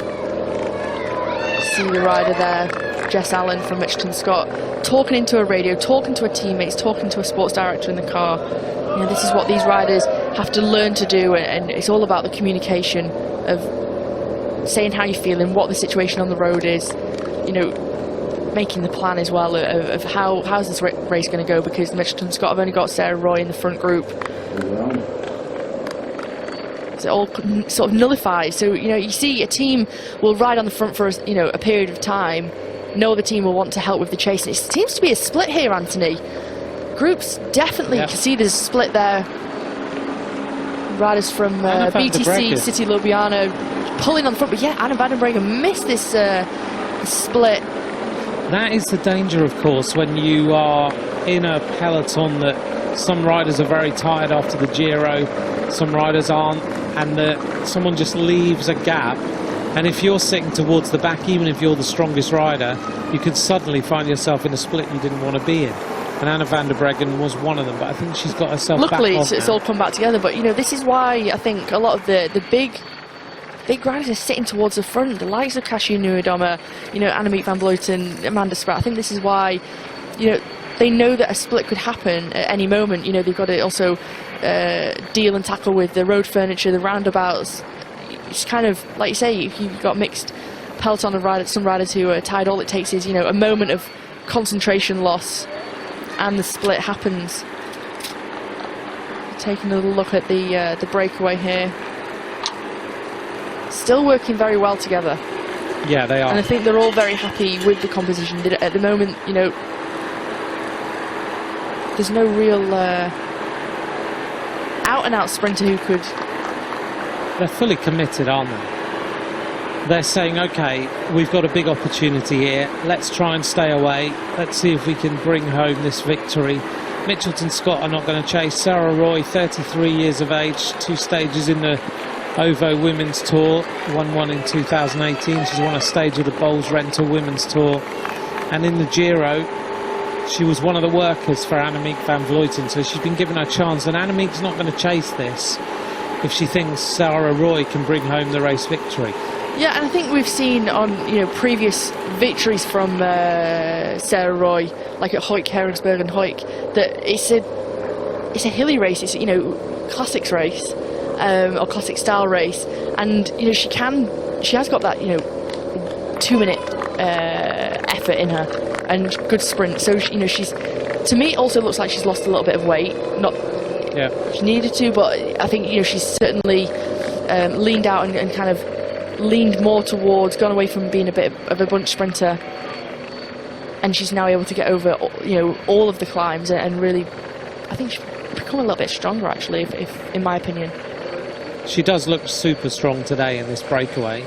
Another rider who does, and looks, she's quite animated in a breakaway. She talks a lot to everyone, but then she talks quite a lot anyway, is Audrey Cordon. And she, when you look so far this season at her stats, she's already ridden 40 days of racing, nearly 4,500 kilometres of racing. She started right back in February at Valenciana, and she's gone all the way through. As we take a look at Anna van der Breggen, the world champion, with that really designed world championship bike. Very cool, isn't it? It is, just rolling along, super comfortable, wonderful pedalling style. And she looks easy. Always looks very, very calm. just rocking a little bit there just to get herself comfortable. But she's just sitting a little bit further back than we would normally expect. But a rider like Audrey Cordon, you know, ride Valenciana, then she rode all the classics. She won one of the minor little races in terms of the classics, Drexel Ach van Westerveld, and she won Bretagne, which we mentioned a little while ago. But she's just come out of the Giro. She just loves riding her bike. Yeah, I think, you know, if you're going to want someone on your team to be a domestique, Audrey's the one. You know, she's so dedicated and so committed. You know, had a few victories herself, like you were saying. You know, also former French Town Trial champion. But certainly, you know, when she gets her opportunity, which isn't very often, because, you know, she is such a dedicated worker for the team, when she gets her opportunity, she takes it with both hands, and, you know, she delivers. Leanne Lippert back having a chat to her team director. Hans Timmermans is in the team car at this moment and just working out what the plan is going to be. A long conversation going on between those two. WNT then on the front, and they need to chase. Yeah, they've missed this move. Probably riding for Ana Santesteban and Erica Magnaldi. You see Ana Santesteban in the centre of your screen, number 61. But they, you know, it's now or never. The gap has come down. It was at 1:46. It's gone down to 1 minute 4 seconds now. But we've been seeing that all race, so it needs to be a consistent chase if they want to bring this breakaway back. They can't just chase for a few kilometres and think, oh, it's not coming down. It's got to be consistent. It's got to be controlled as well. You can't just bring your brake back and, you know, ride full gas for 3, 4, 5 kilometres, because you're just going to put yourself into a box and you're just going to, you know, waste your matches, waste your riders. It needs to be, you know, a conservative chase where it's consistent, it's progressive, and, you know, Lotto Soudal ladies and WNT Rota, they should speak to each other and say, okay, right, let's work together. We've both missed this move. We both need to bring the breakaway back. You know, let's at least put, you know, 1 or 2 riders each on the front and help with that chase. Because as soon as Canyon Stram or Mitchelton come into the scene, they disrupt that chase, and that's when we see the gap grow out. In terms of women's cycling, do they have the same conversations that the men have, and is there a hierarchy? So Lotto Soudal and WNT now say to the other teams, listen, stay out of the way, we're doing the job we have to do. Does that not really happen? I don't think so. I mean, I think, you know, it's becoming more like the men's, you know, where they will talk to each other and say, let's help each other out, we need to bring it back. But I don't think it's to the point where you say to the other teams, sort of stay out of the way, you know, yes, we want to chase this. Because at the end of the day, it's a bike race and every team wants to win. So when you were in WNT and this is a scenario, you'd just come to the front and ride? Yeah, I think you'd also, you've got your race radio, so you can talk to your director, you can talk to your teammates and say, look ladies, we need to start riding on the front, you know, this gap, we need to start bringing it back before it becomes really unmanageable. And they're bringing it back, you know, slightly, you know, a few seconds here and there, so it's, you know, 1 second here, 1 second there. And I think that's the way to do it, just have this consistent chase. But you don't want your leaders to be under pressure, in panic, that and being put through stress that actually I don't think this breakaway is going to be brought back, and then they start to help with the chase, and then in the end, if the breakaway does come back, actually they're too tired to actually go for the victory. So you also, you know, it should be the domestiques, you know, take the pressure off the leaders. They really control what the plan is.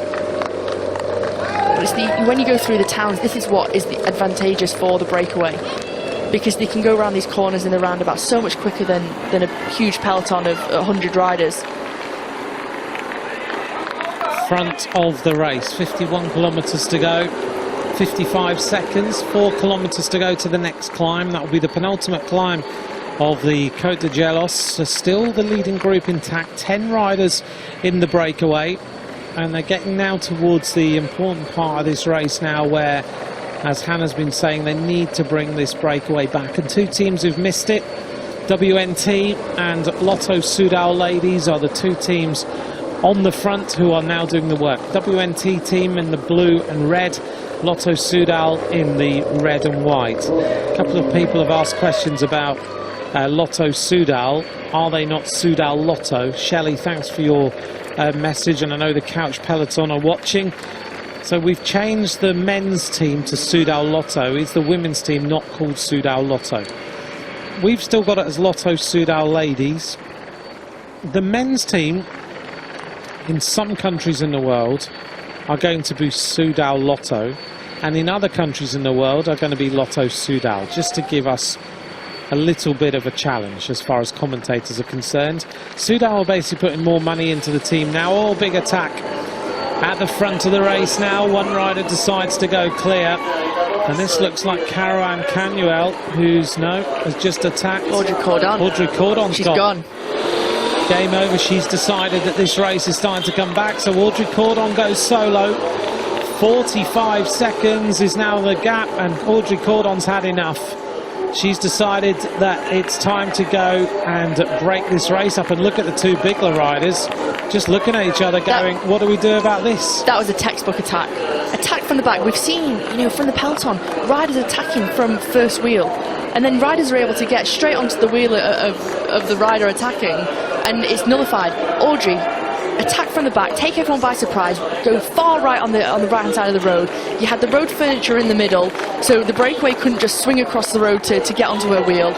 And she's done it just going into that tight left hand corner where it goes uphill. She's able to give it full gas over this climb.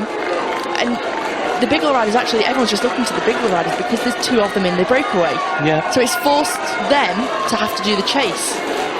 Well, the two Bigler riders at the front, there was that hand gesture, a circular hand gesture, which was everyone needs to work. And the answer is that these riders are nailed in this front group. They've been riding hard. Look at Audrey Cordon. She's disappeared up the road. She's at least 200, maybe 300 metres ahead. Perfect attack. Lots of inspiration with those Breton flags on the left-hand side for her as well. Yeah, and the crowd here in France for Audrey Cordon is superb. WNT now driving their way into this climb, and this gap is coming back very, very quickly. 35 seconds now to the peloton, or at least Longa Borghini near the front. This gap is suddenly crashed, but Audrey Cordon, I think in her race radio, Giorgia Bronzini and Ina Teutenberg have said, time to go, time to rip this race up and really put everyone under massive pressure. Giorgia Bronzini, I think, is in the team car today, and she's one of those riders who loves an aggressive race. She doesn't believe in sitting back. Yeah, definitely, and we saw that, throughout her career as well. She was a fantastic sprinter, but sometimes we'd see it in the breakaways. I remember commentating on the last race that she rode at Madrid Challenge last year. She was in the breakaway, and she won the final stage in Madrid. She likes to animate the race. She wants to be a part of it. She doesn't want to just sit in. And I think this is, how we've seen Trek ride quite a lot. You see replays of Audrey going up that climb. She's looking very, very smooth, getting into a rhythm straight away. Great. But I think, for Georgia, she'll know that the peloton is attacking. Elisa Longa Borghini will be saying, look, WNT Rota and Lotto Soudal are riding on the front. They're trying to bring this break back. It's now or never to attack. And it kind of puts the peloton on the back foot, because they might think, okay, we might catch the breakaway. They've still got to catch Audrey Cordon. She has a little look around. The answer, Audrey, is that the gap is growing, and now she's into time trial mode.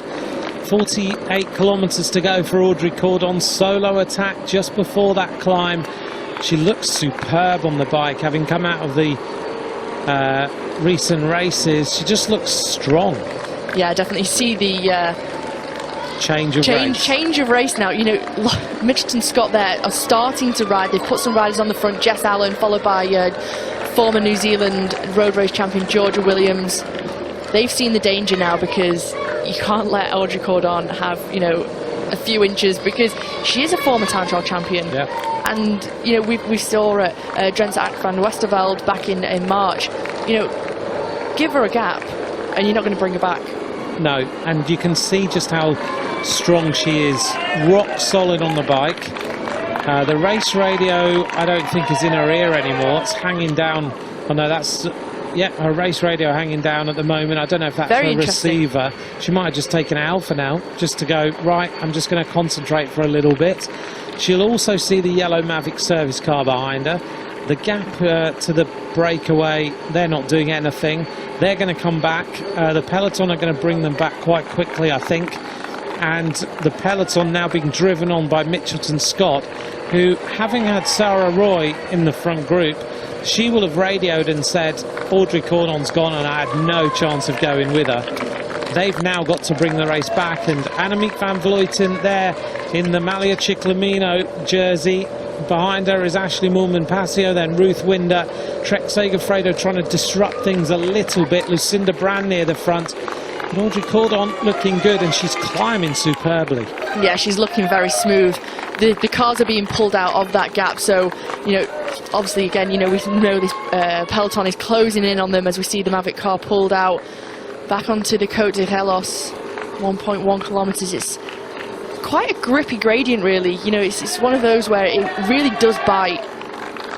13 seconds ahead of the chasing group now, and only 25 to the peloton. But here we see Annemiek van Vleuten finally come to the front, putting the pressure down on the head of the peloton. This is a big move from Annemiek van Vleuten. Twice winner of the La Course. She was the winner last year, catching Anna van der Breggen right on the line with 50 metres to go. Getting caught then, all the breakaway group, and now the rest of the riders are under pressure. Tracking her nicely as the South African champion, Ashley Moolman-Passio. The breakaway is caught, and the only lone leader is Audrey Cordon, who is now just a few seconds ahead. Annemiek van Vleuten really has ripped her way up this little climb. So on the front then, Annemiek van Vleuten. Behind her, Ashley Moolman-Passio, Amanda Spratt, Lucinda Brand, Ruth Winder are the riders who are near the front of this race. And Van Vleuten not managing to split it, but she is literally dragging all the riders back in contention. Also think Marianne Vos has made that group as well, as Audrey Cordon is about to be caught by Annemiek van Vleuten. Taylor Wiles, Cordon's teammate, coming up on the left-hand side, just patrolling everything. This is Audrey Cordon now needs to just try and make sure she stays within this group. Yeah, it's going to be a hard fight because she's just done such a big effort to attack solo, but she needs to make sure she stays in this leading group now, because once she goes over the top, you know, she can recover. She can sit in the wheels and sort of get a gel, get some, you know, a rice cake or, you know, a bottle. Just see the peloton's just decimated. it is decimated, and it's Annemiek van Vleuten, world champion of the time trial, twice winner of La Course, looking for her third today, who is driving her way up. Now also near the front, Cecilia Uttrup is near the front as well for Bigler. Annemiek not looking for any help at all. She's not looked around once to think, you know, ask a rider to come through, or... She's so strong. Incredible strength, isn't it? And I mean, we kind of expected it, actually. After a ride at the Giro Rosa, we just didn't know how tired she'd be coming out of that 10-day race, because she truly dominated the whole 10 days. Georgia Williams going out the back, also going out the back Chantal Black, former world champion, and this group is going to end up with about 10 riders in it by the top. She really is putting everyone under massive pressure. Marianne Vos now arrives at the front. Going out the back is Arim Nar of the Ali Cipollini team. The French champion Jardeville is dropped. Also dropped is Pfeiffer Georgie, just in front. More riders just getting absolutely shelled by the pressure of Annemiek van Vleuten. Very impressive. Look at this group now. There's hardly anyone there. There's about 10 riders. Another group coming across of around 6 riders just joining. Another 2 riders desperately trying to get on the back of that group. So at the front then, Annemiek van Vleuten, Ashley Moolman-Passio, Cecilia Uttrup sitting 5th wheel. Marianne Vos is up there. Kasia Niewiadoma, Lucinda Brand. Bigler well represented. Leah Thomas there. Got 3 riders, I think also Michaela Harvey. But Cecilia Uttrup is definitely there. Great to see her make the split after, you know, a bit of a rough time at the Giro Rosa. 17 riders now in the front group. 17 riders make the split. Now it calms down just a little bit as riders try to get themselves recovered after that effort.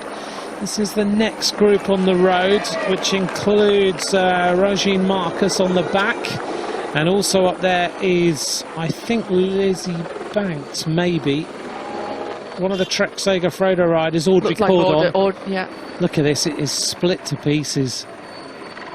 45 kilometres to go, and the selection is sort of been made, but you get the sense that things are going to come back together because... Yeah, I think people are going to look at it and, you know, who's going to want to work. The actual obvious would be for Bigler, they'd have to ride. But it does mean, you know, these riders in the back coming up to this leading group will give them an opportunity to get back into the race. It's going to swell now over the top. Coming back also, Paulina Royackers. Also in this group, on the back, number 74, Juliette Labousse of France. So we'll probably see this swell to maybe 30, 40 riders by the top of the climb. By the time we start to make our way downhill. That was a real big effort by Annemiek, and that basically means that the rest of the riders who are the favourites are going to say, okay, she's going to do that the next time. I'm not going to waste my effort until I get to the next climb. It was almost a bit of a test, wasn't it? Because she attacked, but she didn't really... She just rode really hard from the bottom to the top of the climb. Yeah. Caught the breakaway, split the peloton in the process. And it was kind of a bit of a test to see, right, well, who can hang on, because we've still got one more ascent of this climb. Yeah. Could that have been the test to whittle the peloton down, and actually the final time will be the time that she really puts the hammer down? Anneke Langvad on the left-hand side.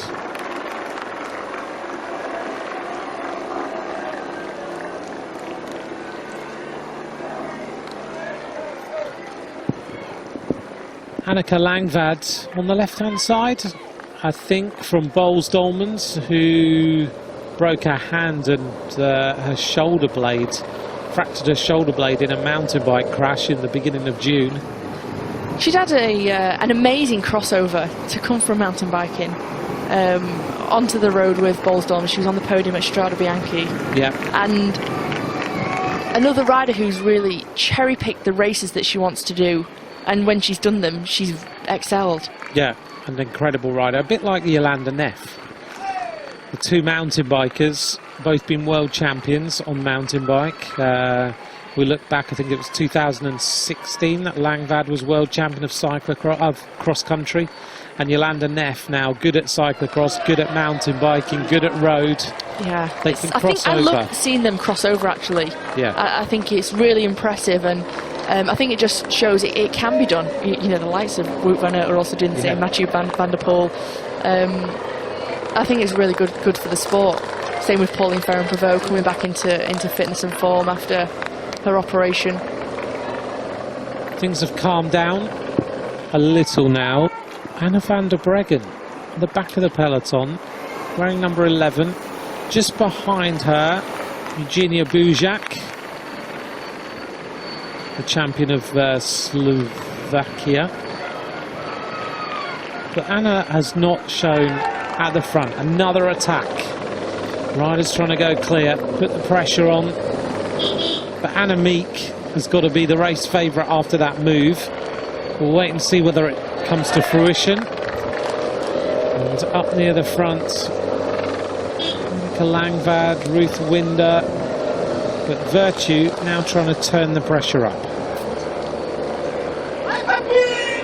Just trying to see who that was. Was it Anuska Costa? I think it was Katrin Allerud from Norway, actually. Here we go. Another attack comes from Amanda Spratt. Immediately onto her wheel is Floorta Mackay, who tracks that one. And coming across is Marianne Mulman goes across. This could be a dangerous move. Yeah. 3 riders. 3 big teams. 3 big teams. You could just see, actually, that's interesting. Looks like Boels on the front, almost not really fully chasing. They kind of just nullifying this to let it. There's no real sense of urgency here. don't know whether the fact that Anna's sitting right on the back means that they're thinking she's not on a good day today, or they want another team to do the chasing. But that was a big move by Amanda Spratt, podium finisher in the World Championships, on her wheel. Flauta Mackay tracking her straight away. Flauta's an opportunist, isn't she? Yes, definitely. I think, you know, we saw that at Gent-Wevelgem in, was it 2014 or 13? When she won, you know, it was horrendous crosswinds. Yeah. And she really showed, you know, why the Dutch are so good at the echelons and the crosswinds. And she went, I think she was only about 19 at the time when she took that victory. Yeah. She's not had such the success that it might have promised after that victory at Gent-Wevelgem.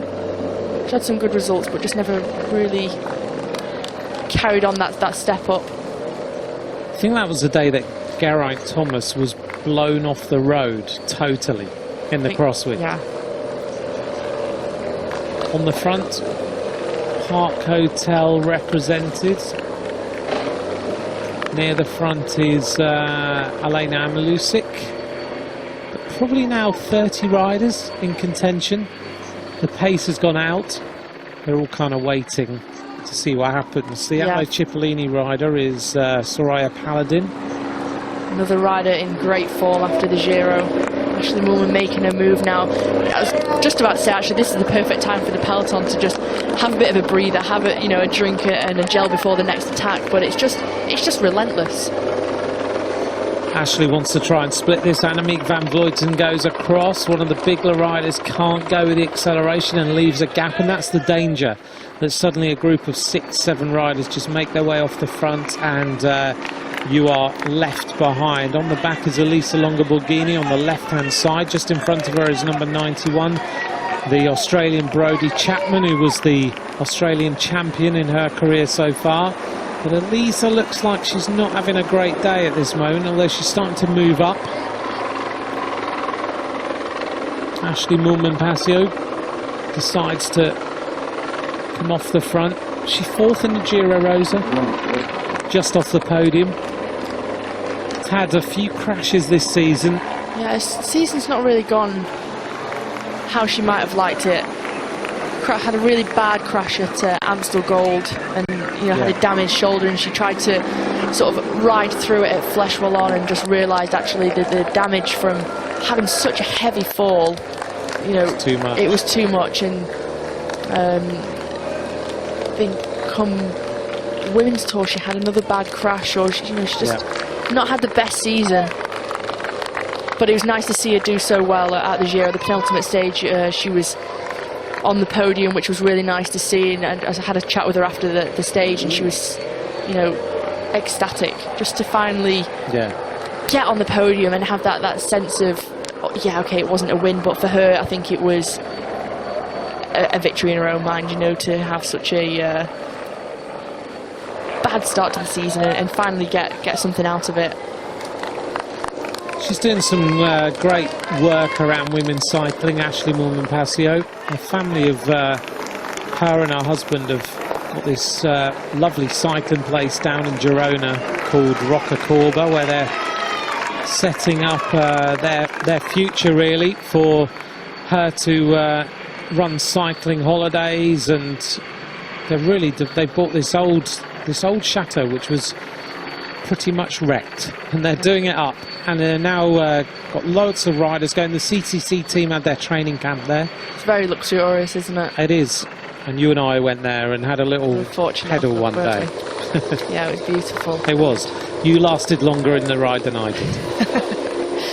Ashley thought she was taking us on an easy ride. I didn't call those 3 mountain passes easy. Yeah, we went on one of Ashley Moolman-Pasio's easy recovery rides, which was 3 mountains.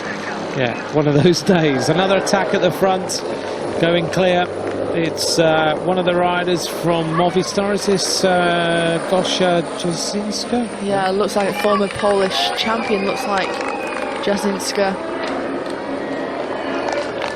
Always very opportunist team, Movistar, I think. Yeah. They never really have anyone to sort of finish off the job, but very happy to attack and sort of be off the front. Jasinska, great domestique for a team as well. Very strong rider. Going clear at the front then. Another attack. 40 kilometres of racing to go. Just to tell you what comes up, 21 kilometres to go is the final climb of the Côte de Gélos. Now they're going to make their way back down to Pau to start the final lap. Then they go over the Côte d'Esquillots and then into the finish, which is this kick up to the finish line. One rider clear. A slender advantage at the front. Thanks to all of you for your messages. Just to say hello to Dorian and Marianne and Jennifer and Nicole and a few others who have decided to message in. At Spanner Walker, at Ant McCrossan is where you can get hold of us on Twitter during today's coverage of La Course.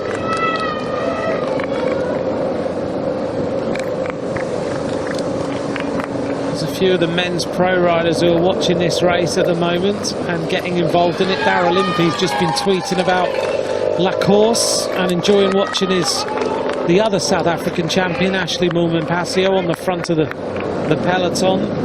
Fast downhill now. Great course.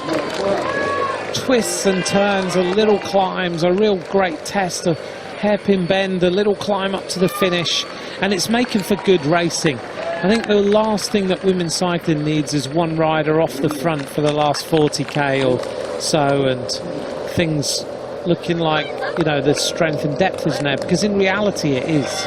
Yeah, definitely, and I think it just becomes more exciting and more open. You know, we really don't know who is going to be the out-and-out favourite today. When we were talking about it this morning, there's at least 10 to 12 potential winners and realistic winners on this course.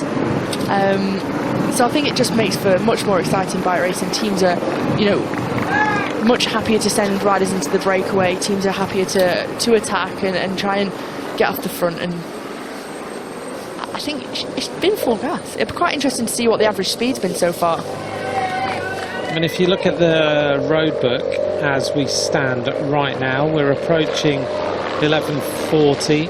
It's around about 37k an hour, which for this rolling course is pretty high because the climbs are tough.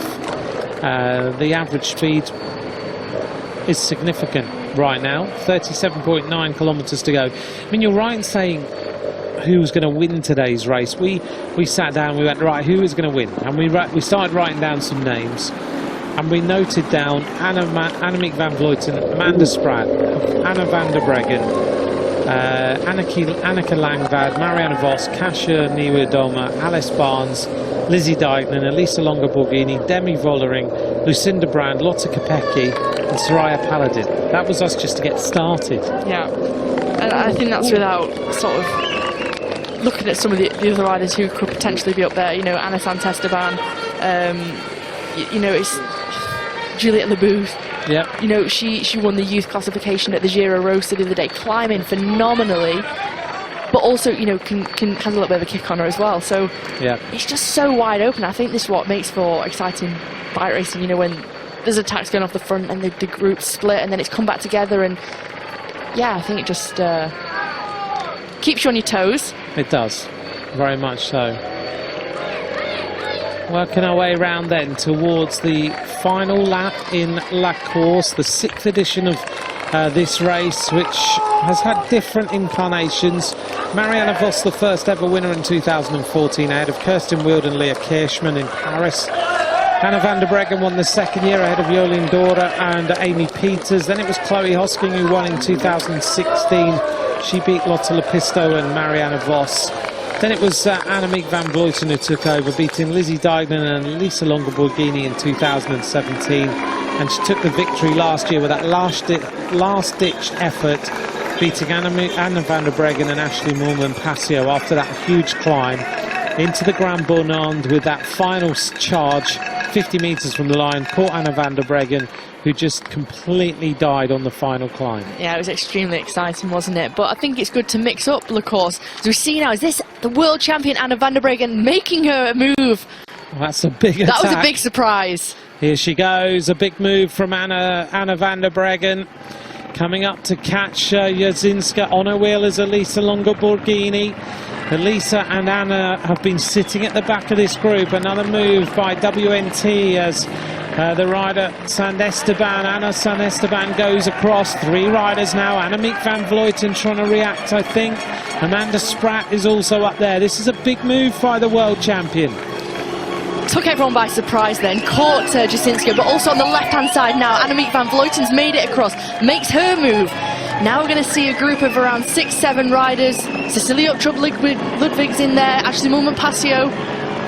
Big attack by Annemiek van Vleuten at the front. She tends to do this. She tends to wait until Anna van der Breggen attacks, and then she attacks harder. Something I've noticed as well, Annemiek van Vleuten seems to be able to stay out the saddle and keep that power down for longer than everyone else. She stayed, I think, from the bottom of the climb before when she attacked, she was out the saddle for so long, whereas everyone else would like to sort of sit back down, get into, push the power down. But she likes to lead it from the front. She doesn't want anyone to sort of come through and help her. Marianne Vos has also made it across. Lucinda Brand trying to get across. Chloe Hosking is also there. And the rest of the riders, Taylor Wiles with her mouth wide open right now. Caroline Canuel is still in this group. Ruth Winder is there, but suddenly these riders are on the back foot, and that attack is huge. One rider we've not seen is Lizzie Deignan. I haven't seen her at all since the beginning of the race. I wonder whether Lizzie is still actually here. Yeah, I mean, we had a few glimpses of her before when she was just sort of sitting towards the front of the peloton. We've never seen her, actually doing any work or sort of being present. It's always been Elisa Longoborghini, but she's coming in waves, I think, Elisa. Before she looked like she was struggling a little bit at the back, and now she's up the front in the breakaway. Cordon, after her efforts, pouring some water over her. Maybe we'll see a glimpse of Lizzie in this group. Very surprising if so. Yeah, it's very hot out here now. The temperature this afternoon is supposed to be 32 degrees. Audrey, great work for her team earlier on today. 35.5 kilometres to go.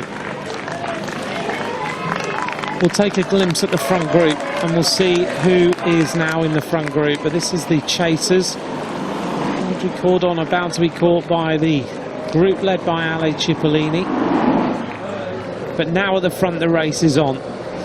3 riders, just a little bit of a gap. One of them is Ashley Moolman-Pasio, just behind Anna San Esteban. Up near the front, Elisa Longoborghini. Anna van der Breggen is in this group. Chloe Hosking riding a superb race in this group. Annemiek van Vleuten trying to get rid of everyone. She's the rider on the front in the leader's jersey of the UCI Women's World Tour as she snakes her way through these twists and turns. And descending superbly and going away.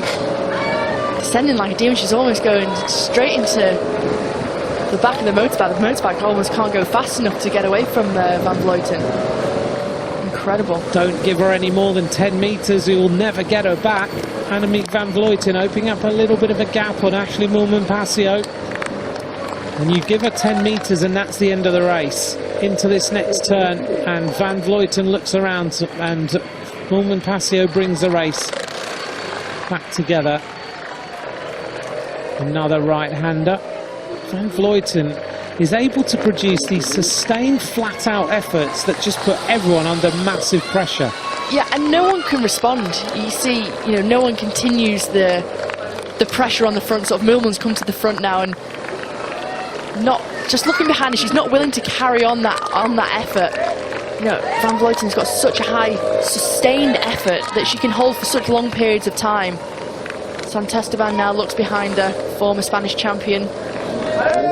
Group of 11 now. This is interesting because all the big teams have made it, big riders as well. The thing for me though is, with the likes of Chloe Hosking being here and Amanda Spratt, I don't think it's going to be cohesive at all.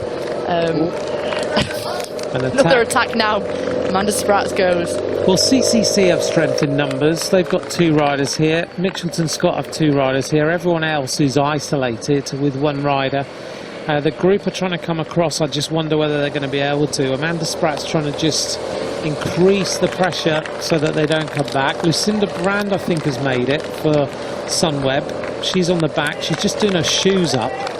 Wonder whether we're going to see an attack from Lucinda Brand. 32 kilometres to go as we make our way back into Po. And the group are trying to come across.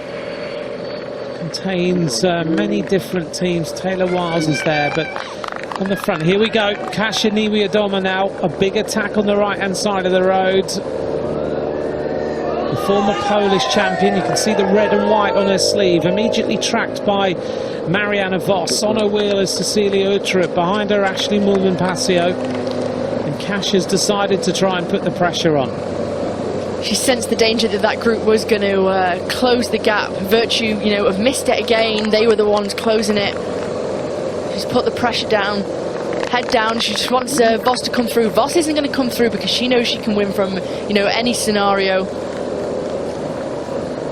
Just waiting for the counter attack now. This is the perfect time when, you know, the pace slows down a little bit. You see now the Ala Cipollini rider comes to the fore. She makes her move now. Big Where's attack. the reaction going to come from? Also Amanda Spratt making her move. This is what it takes, you know, you've got a full gas pressure, keep the pressure down, and then, you know, it puts the chasing group on the back foot. I'm not sure that is Chloe Hosking, as it's Soraya Paladin. So I was surprised that Chloe would have been there on that sustained attack. It is Soraya Paladin, my apologies for that. So on the front then, another attack, and the group behind are still chasing, and they're chasing hard. 6th edition of La Course by Le Tour de France. On the front of the group, Soraya Paladin. Behind her are the Australian Amanda Spratt. Then Ashley Moolman-Pasio, Lucinda Brand. And the gap back now to Kasia Niewiadoma, looking around and saying, you need to do some work. Group going clear. Spratt flicks her elbow. Soraya Paladin goes to the right-hand side of the road.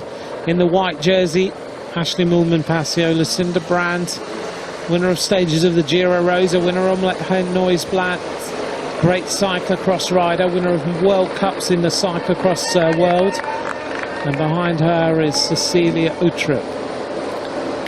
Interesting to me that Van der Breggen didn't make Kasia make the effort to close the gap to these 5 riders. Of course, Vos isn't going to do any work. She has Ashley up there. Annemiek van Vleuten's not going to do any work. She's got Amanda Spratt up there. So as they've been caught by this chasing group, it's a dangerous move to let get away. See them working well together. Amanda Spratt now on the front. For me, the reason why is that Kasia is prepared to lose to Annemiek. She's prepared to sit here and say, okay, I don't want Annemiek just blasting us up that final climb, and if I lose, I lose, but I'm prepared to take the risk. Yeah, but I think also with Annemiek, she's not a rider who you can even wear down and tire out. She's so strong and she's so dominant. You know, she spends the majority of her time when she's not at bike races, she's at altitude in Tenerife. Yeah, you know, she's just a level above, and we've seen that time and time again. We saw that at La Course last year, we saw it at the Giro last week. So yeah, take her to the finish, and on a finish like that, she can do such a high sustained effort. She basically trains in the same place that Chris Froome, Geraint Thomas, Vincenzo Nibali and all those riders do. She's done exactly the same as the men. She's decided to go there in isolation, live where you can't have any distractions, be at altitude all the time when necessary, and it's making a massive difference. Yeah, and I think it's about training smart as well.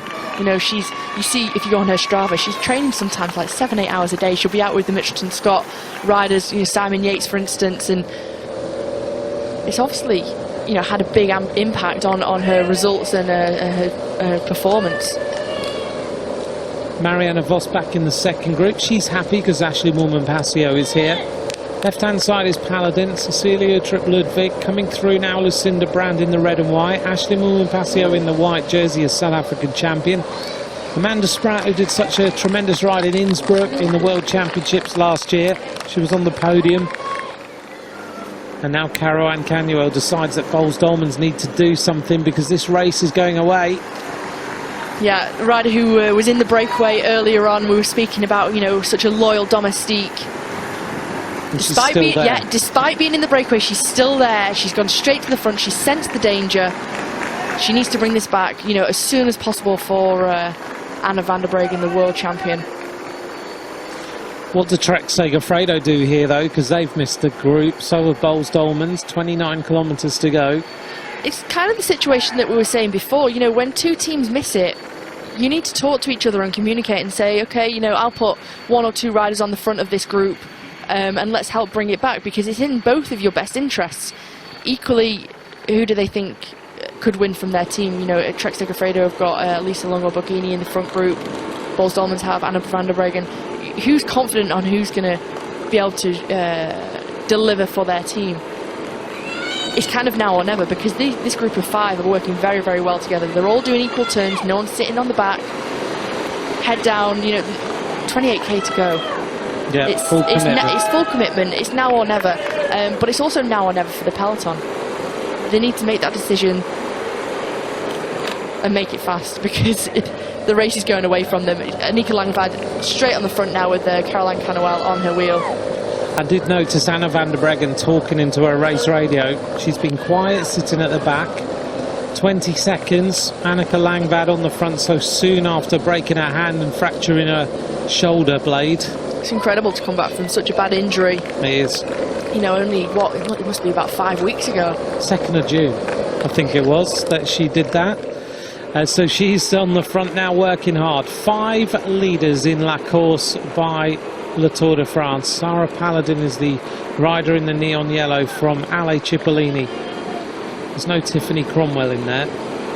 It's Amanda Spratt, Ashley Moolman-Passio, Lucinda Brand, Soraya Paladin, who are in that group, and they're working well. And Cecilia Uttrup is also in there. Doesn't look like a 19-second gap to me. I think it looks a little bit less, actually. Bowles are really bringing this back. See the effort on Annika Langvad's face. It's full commitment now to bring back this breakaway. 13 seconds. Towing it on now, Annika Langvad. And there is the replaced data. Cecilia Uttrup is the rider on the right-hand side, wearing number 31 in the kind of black and aqua blue colours, if you're trying to pick out the Bigler team. Lots of people watching, and thank you very much for your messages. Damo Harris, I hope you're enjoying the racing. Hendrik Lemmer's watching, Don Farrell's watching as well. And Mumu Cycling also enjoying the race. This is the race which we talked about earlier, which was brought about by the likes of Catherine Bertine and Emma Pooley, talking to ASO and lobbying them for a women's race around the Tour de France. And the race now, I think today, on this 27.5 kilometre circuit is perfect, because they've got great racing, great roads, good crowd in the main parts of the course who are here to watch both the women's race and the men's race, and it's going to be a real great atmosphere, and it has been. It kind of likens me, Hannah, to a world championship where when you're on the circuit, the crowd builds, the tension builds. It's that sort of feeling. Yeah, definitely. I think it alludes to exciting racing as well, because riders, you know, they are able to see multiple times what's on the circuit. You know, they can plan where the attacks are going to come from, and I think, you know, it's just been relentless today. You know, we've had that breakaway, we've had solo breakaways, you know, the peloton's been firing here, there and everywhere, and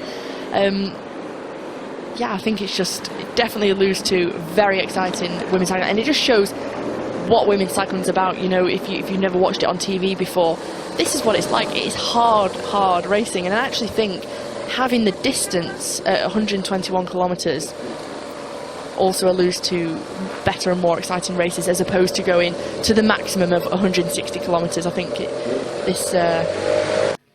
Yeah, I mean, there's been a few comments about the getting to 160k, and some of the racing then didn't have the excitement that we have seen in women's racing, and when you bring it back down to 130, 120k, you get this non-stop attacking. The race constantly changes and it evolves into an exciting finale. So yeah, I think it just great. nullifies the race otherwise if it's too long, because no one's willing to attack, and it's just kind of, teams are still only 6 in size, so it's, you know, it's a lot of work to do to with only 6 riders on 160k. Ruth Winder, now the American champion, trying to bring this group of 5 back. The team of Boels Dolmans have definitely made a huge impact and dent into the lead of the breakaway. Doubt we'll see Annika Langvad again after that huge effort.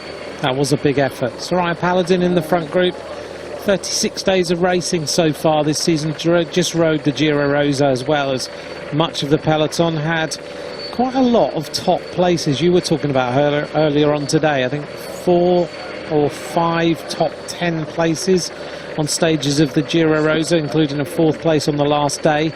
But as we can see, the work being done by Boels Dolmans, and Trek now is about to bring this race back together. Ruth Winder towing this back with Caroline Canuel, 2 national champions on the front.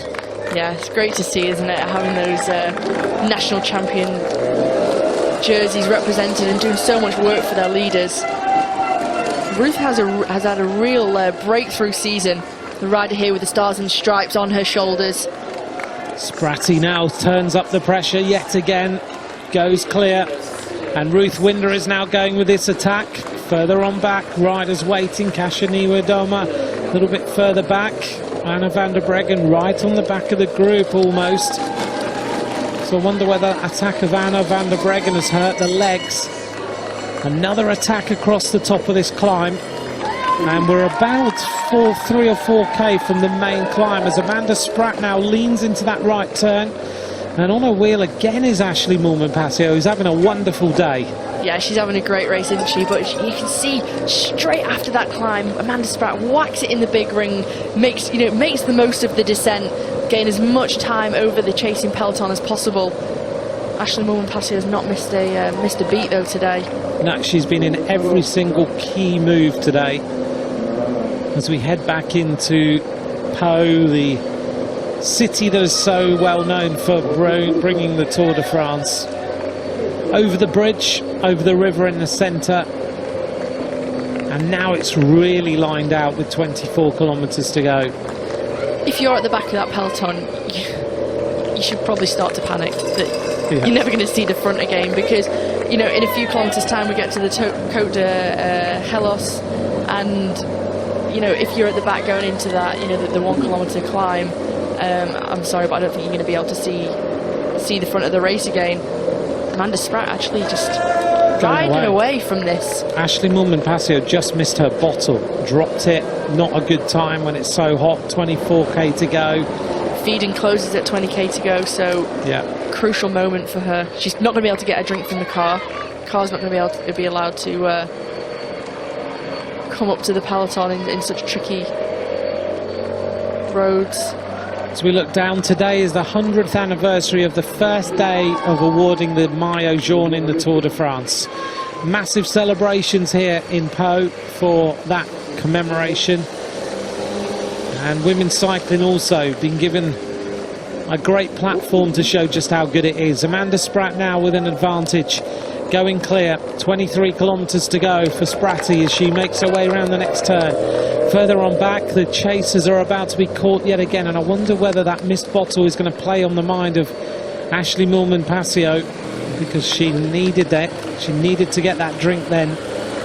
It's a bit of a strange place for the Soigneurs to be on a fast stretch of road. Yeah, it's not ideal, was it? And no. I mean, the only opportunity Ashley Moolman-Pasio will have is she has a few teammates in that bunch, so just ask them, can I have one of your bottles? And with Ashley being more of a leader, they will of say course yes. They're going to say yes. They want to get the best result as possible, but in these sweltering temperatures, it's not ideal.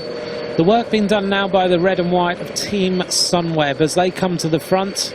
to try and bring Amanda Spratt back, who's enjoying being out here in the front of the race. Certainly the next terrain is going to suit her, so she should be able to extend her advantage if she's feeling good on the Côte de Gelos, which is the final time up this climb, 1.1 kilometres, maximum gradient 11%, average of 7.8. Annemiek van Vleuten getting a little bit balked there by Anna van der Breggen. On to the next slope. Still Caroline Canuel was there. Parking up is Luyan Lippert, who was in the breakaway. The legs have gone suddenly. She's never a nice feeling. No, terrible. Yeah. Not at the bottom of the climb either. No, exactly. More riders sitting on the back who are still there. Still staying in the peloton. But it's a much smaller peloton than it was. We started off with 21 teams, 121 riders. On to the final major climb of today. This is the springboards, but of course the finish is uphill. What's this coming across for Team Tibco? We're starting to get a little bit more animated. Can't quite see with the darkness underneath the trees. An American team, one of the longest running teams in women's cycling, come from around about the San Francisco area. Caroline Canuel also starting to suffer. She was in the original breakaway. I think her efforts of being in the breakaway and also bringing back the break just a few moments ago is going to start to pay for her as she goes up the Côte de Gelos now, which actually proves is a bit detrimental for Van der Breggen. You know, Annika Langvad's done a lot of work. Caroline Canuel, Katie Hall was doing a lot of work earlier on. Bowls are sort of running out of options a little bit. See Katie Hall just back in the peloton on the left-hand side. Another attack now goes from Bigler. They've sensed the danger with the rider from Tibco, Brodie Chapman, the Australian rider. Bigler have been very, very animated there. They certainly on have. Today's race. 31 years of age, Amanda Spratt makes her way up the climb. She's a winner multiple times of the Tour Down Under and the Bira race, which is a really hilly little race down in the Basque Country. Second in the World Championships, as we've talked about, winner of the Cadel Evans race as well, and just finished on the podium of the Giro Rosa, which is the biggest women's tour race. 10 days of racing, 33 days of racing in her legs this season, as Bigler now tried to bring this back. 300 metres to the top of the climb. Bigler have done a huge amount of work, as Hannah said. If you'd like to get in touch and give us your predictions for the winner, Hannah Walker is alongside me. You can get a hold of her on Twitter at Spanner Walker and me at Ant McCrossan if you'd like to tell us who you think is going to win today's race. We're not far from the finish line now, and still the big names who've pretty much been at the front the entire time are still there. Marianne Vos, Anna van der Breggen coming up. Kasia Niemi-Odoma is still there. And for Boels Dolmans, Anna is starting to make her way back up to the front of the peloton. Amanda Spratt almost at the top of the climb. Just getting the glimpse of Van der Breggen just halfway down that peloton. She didn't look very comfortable, head down a little bit. Not looking like the normal Anna we're used to seeing. Katie Hall, though, who's second wheel right now in the orange with the orange helmet, looking very, very strong following this rider from Bigler over the top of the climb. Just see now, riders just going out the back, you know, 1, 2, 3 riders going out the back. Voss's teammate, Gian Korovar, struggling a little bit with Annika Langvad. These efforts are starting to pay. They certainly are. There's riders who are starting to suffer, but meanwhile, the lone leader, if you've just joined us, of La Course by Le Tour de France is Amanda Spratt. She made her little attempt on the climb before Côte de Gelos, and now she's fully committed to try to win this race. The sweat pouring off her. It's a very warm day here in Pau. Cross on the right hand side is Annemiek van Vleuten. The peloton can see her, but she's riding well at 18 seconds. Also in the group Still Eri Yonamini, the Japanese champion. You can see her just in the camera. And CCC moving up with Paulina Royackers now going to the front with Ashley Moolman-Passio. But someone's got to commit now to bring this back, and it's CCC who seem prepared to do that. WNT still have a lot of riders in here. A lot of talking into race radios at this moment in time. Brodie Chapman is still near the front. Bigler trying to do something about bringing this back as well. I think it's Leah Thomas who's up there. Another attack. Annemiek van Vleuten onto the wheel of the rider from Boels Dolmans. And a little bit further back, Taylor Wiles is still there for Trek Segafredo. Spratt looking very, very comfortable here. Settling into a rhythm. She's opened up another 10 seconds just going over the top of that climb. So 25 seconds now for Spratt. But no team really wants to take up the chase as such. You know, sort of CCC Liv are putting a rider at the front, Boels Dolmans as well. Bigler also trying to help with the chase, but there's no real sense of urgency with 20k to go. Yeah, and you've got 23 seconds. Amanda Spratt as lone leader, and you can't leave her out there too much because she's just finished the Giro Rosa, and we've talked about you either come out of the Giro Rosa wrecked or you come out with great form, and clearly she's in great form. She looks very comfortable. She's putting in huge power. On the descent, she's really strong, and we know she's one of the fastest climbers, and she can sprint. Yeah, she can actually do it all because she's a very, very good descender as well. Yeah. And she's maximising her time on the descent as well. She's not taking that opportunity to take a breather, take a break to recover for the climbs. You know, changing from the drops onto the tops, getting into the most comfortable position. Her cadence, you know, is consistent. She's not pushing too big a gear. She's not spinning out too much. 35 seconds she's being shown on the blackboard there. She's got the encouragement from all the fans at the side of the road. But it's CCC Liv now who've been forced to chase Amanda Spratt, the Australian rider, back. Peloton in one long line now.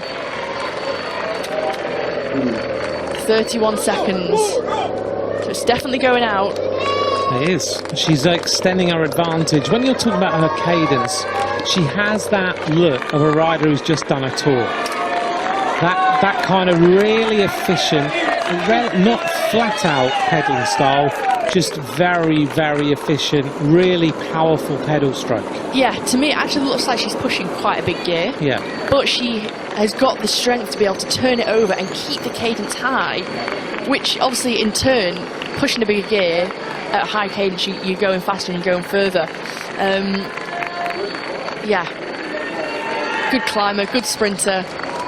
We saw at the Worlds last year in Innsbruck that, you know, she silver medal, yeah. And you know, she once Van der Breggen had gone, you know, she was riding so well. She just couldn't stay up with Van der Breggen on the climb, but such a strong rider, and kind of recently sort of almost riding in the shadow a little bit of Annemiek van Vleuten. Yeah. But they seem to be able to ride well together, although she is in the shadow of a world champion in the time trial. But they seem to be able to work it out that they're prepared to give each other a chance. Yeah, definitely. That's what works I think well. That's also both of them being great professional bike riders. They're both willing to sacrifice for each other and work for each other, because at the end of the day, I think, in my opinion, as long as the team's winning, it doesn't matter who wins. And I think they have a good working combination. I think it's the same with Ashley Moolman-Passio and Marianne Vos. They work very, very well as a duo together. Yeah, they do. As long as one of them wins, they don't mind, but it's a very, very exciting combo. It is. I noticed last night that Annemiek said that the women's team and the men's team were having dinner together. Amanda Spratt will have seen Simon Yates win a stage of the Tour de France yesterday with an exquisite way of winning a bike race. Got it perfectly sorted out on his run into the line. Surely that's also given them massive motivation. Yeah, and I think, you know, sometimes when you win, it just keeps flowing. they've just won the Giro. Amanda was on the podium at the Giro overall, Annemiek taking the overall classification. And so sort of success breeds success. So when you see Daryl Impey winning the other day from their team, you're inspired. You see Simon Yates yesterday win, you're inspired, and you're wanting to carry on that success. And the morale is always high then within the team for the staff and the riders. So in a happy environment, everyone does well because it's a happy environment and it's a fun environment. So it's a bit of a snowball effect, really. Yeah, and Jerry Ryan, who's the owner of the main sponsor of the team, is here. He was at the finish line when Simon finished yesterday. He's going to be here watching Amanda Spratt right now, riding a great race. But we also know that if she comes back, they've got Annemiek, who can try and win the race. 25 seconds now, 17 kilometres to go. Amanda Spratt, still the solo leader of La Course by Le Tour de France, and we are getting into the key part of the race now, and she's still got this lead. All she's really got left is this little the little climb ahead, the Côte d'Esquillot, which is coming up with 11.5 kilometres to go. Once she's over the top of that, downhill, back into Pau, and then the final kick to the line.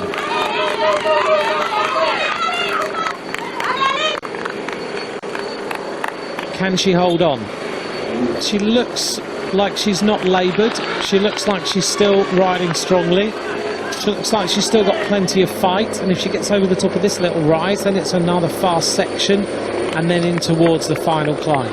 I think when you're a solo rider, it's also about riding conservatively and riding to what you're capable of. So not going flat out and putting yourself into the red, because you're just going to blow up as soon as you get to a climb and you go too deep.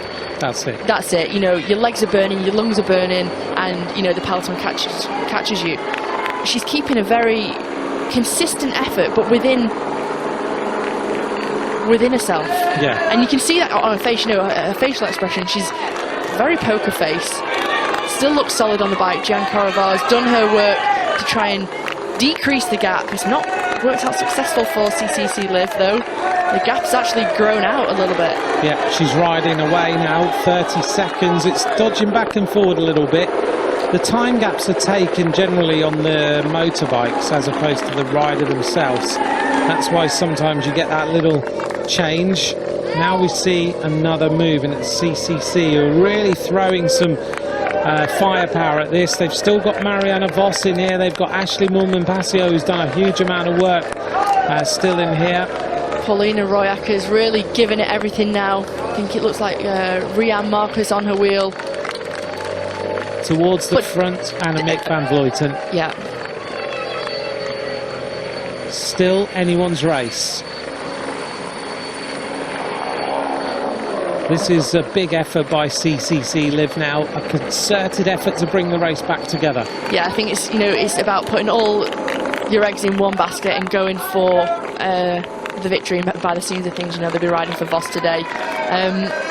But yeah, since Roy Akers has been on the front, you know, she's taken 10 seconds off the lead of Amanda Spratt. But Spratt's still going so well, and I think also, you know, having so many fans at the side of the road cheering you on and encouraging you, it spurs you on as well. You know, that gives you an extra 10 watts, you know, straight away, because if you feel good and, you know, you're wanting to go faster and push harder. Yeah. Well, you've got so many people out in the camper vans as they come here 2 days before the race, cheering on these riders, painting on the roads, shouting out for all these riders who cycling fans now know very well. Amanda Spratt, 19 seconds her lead. The road she's on now is actually a drag. She's making it look like it's flat. But it's not. But it's not. She's actually going uphill. She's going so fast and putting so much effort in. Yeah, she makes uphill sections look very, very simple. This is not easy. This entire course is not easy. Still uphill. Crosswind from the left-hand shoulder, which is why she's right on the right-hand side of the road. Now the road gives up a little bit and she's able to go downhill. She'll bung it in a massive gear, which she did, and now she's going to use her descending skills. And Amanda Spratt's a very fast descender. She's got a low frontal area. She can go downhill extremely quickly. Marianne Vos now up towards the front, third wheel. Behind her, not too far behind, Lucinda Brand, a former teammate of hers. Florta Mackay is up there on the left-hand side. In the multicolours is Kasia Niewiadoma, and Lucinda Brand now comes to the front. Lucinda Brand is one of the fastest descenders in the world. Try and follow her downhill and you will learn a few lessons.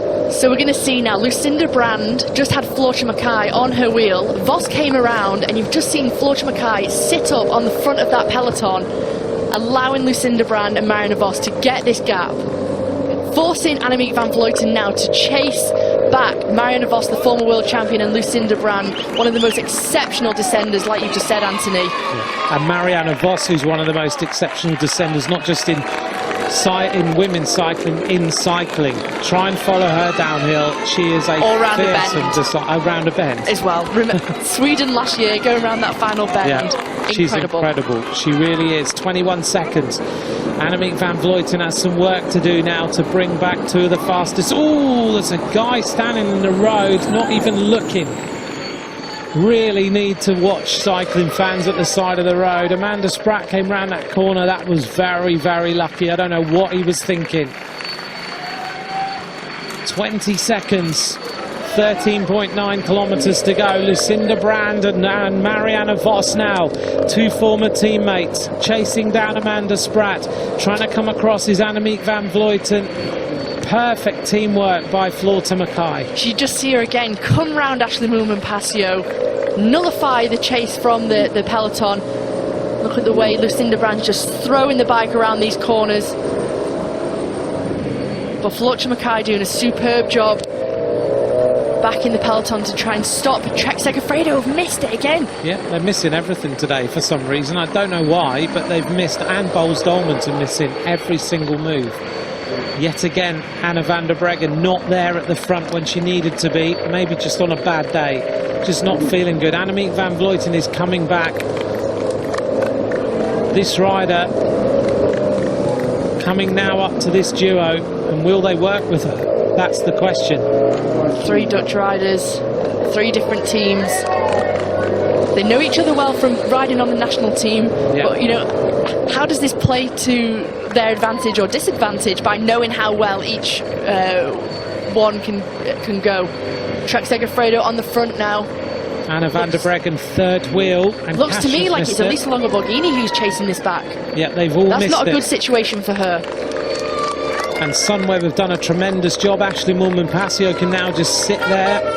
Here's the chase. Just to remind you then, Amanda Spratt, the lone leader, as we make our way towards the base of the final climb. Spratt leads, 18 seconds her advantage to Lucinda Brand, Marianne Vos, Annemiek van Vleuten. Vos now riding, Vos now really putting the pressure on this climb. She's sat on the wheel of Brand all the way down the descent. Now she starts to ride, 12.5k to go. And now at another attack. Look at this, one rider firing out of the peloton to try and go across. I'm just looking to see who this is. Cecilia Uttrup now goes. Soraya Paladin in pursuit, going to catch the three riders who are chasing. Annemiek van Vleuten just parked up there on the right-hand side. Here's Cecilia Uttrup. What an attack by her. She just crossed a gap and now goes to the front, and now she's looking to bring Amanda Spratt back. What a ride by Cecilia Uttrup, who you said wasn't good in the Giro. Yeah, she's certainly ridden into form. Every day at the Giro was like a laboured day on the bike. She really was suffering, but you know, as we said, you come out of it good if you can recover in time after the 10 days of racing. Amanda Spratt looking behind now. She just needs to keep focused on what's ahead of her.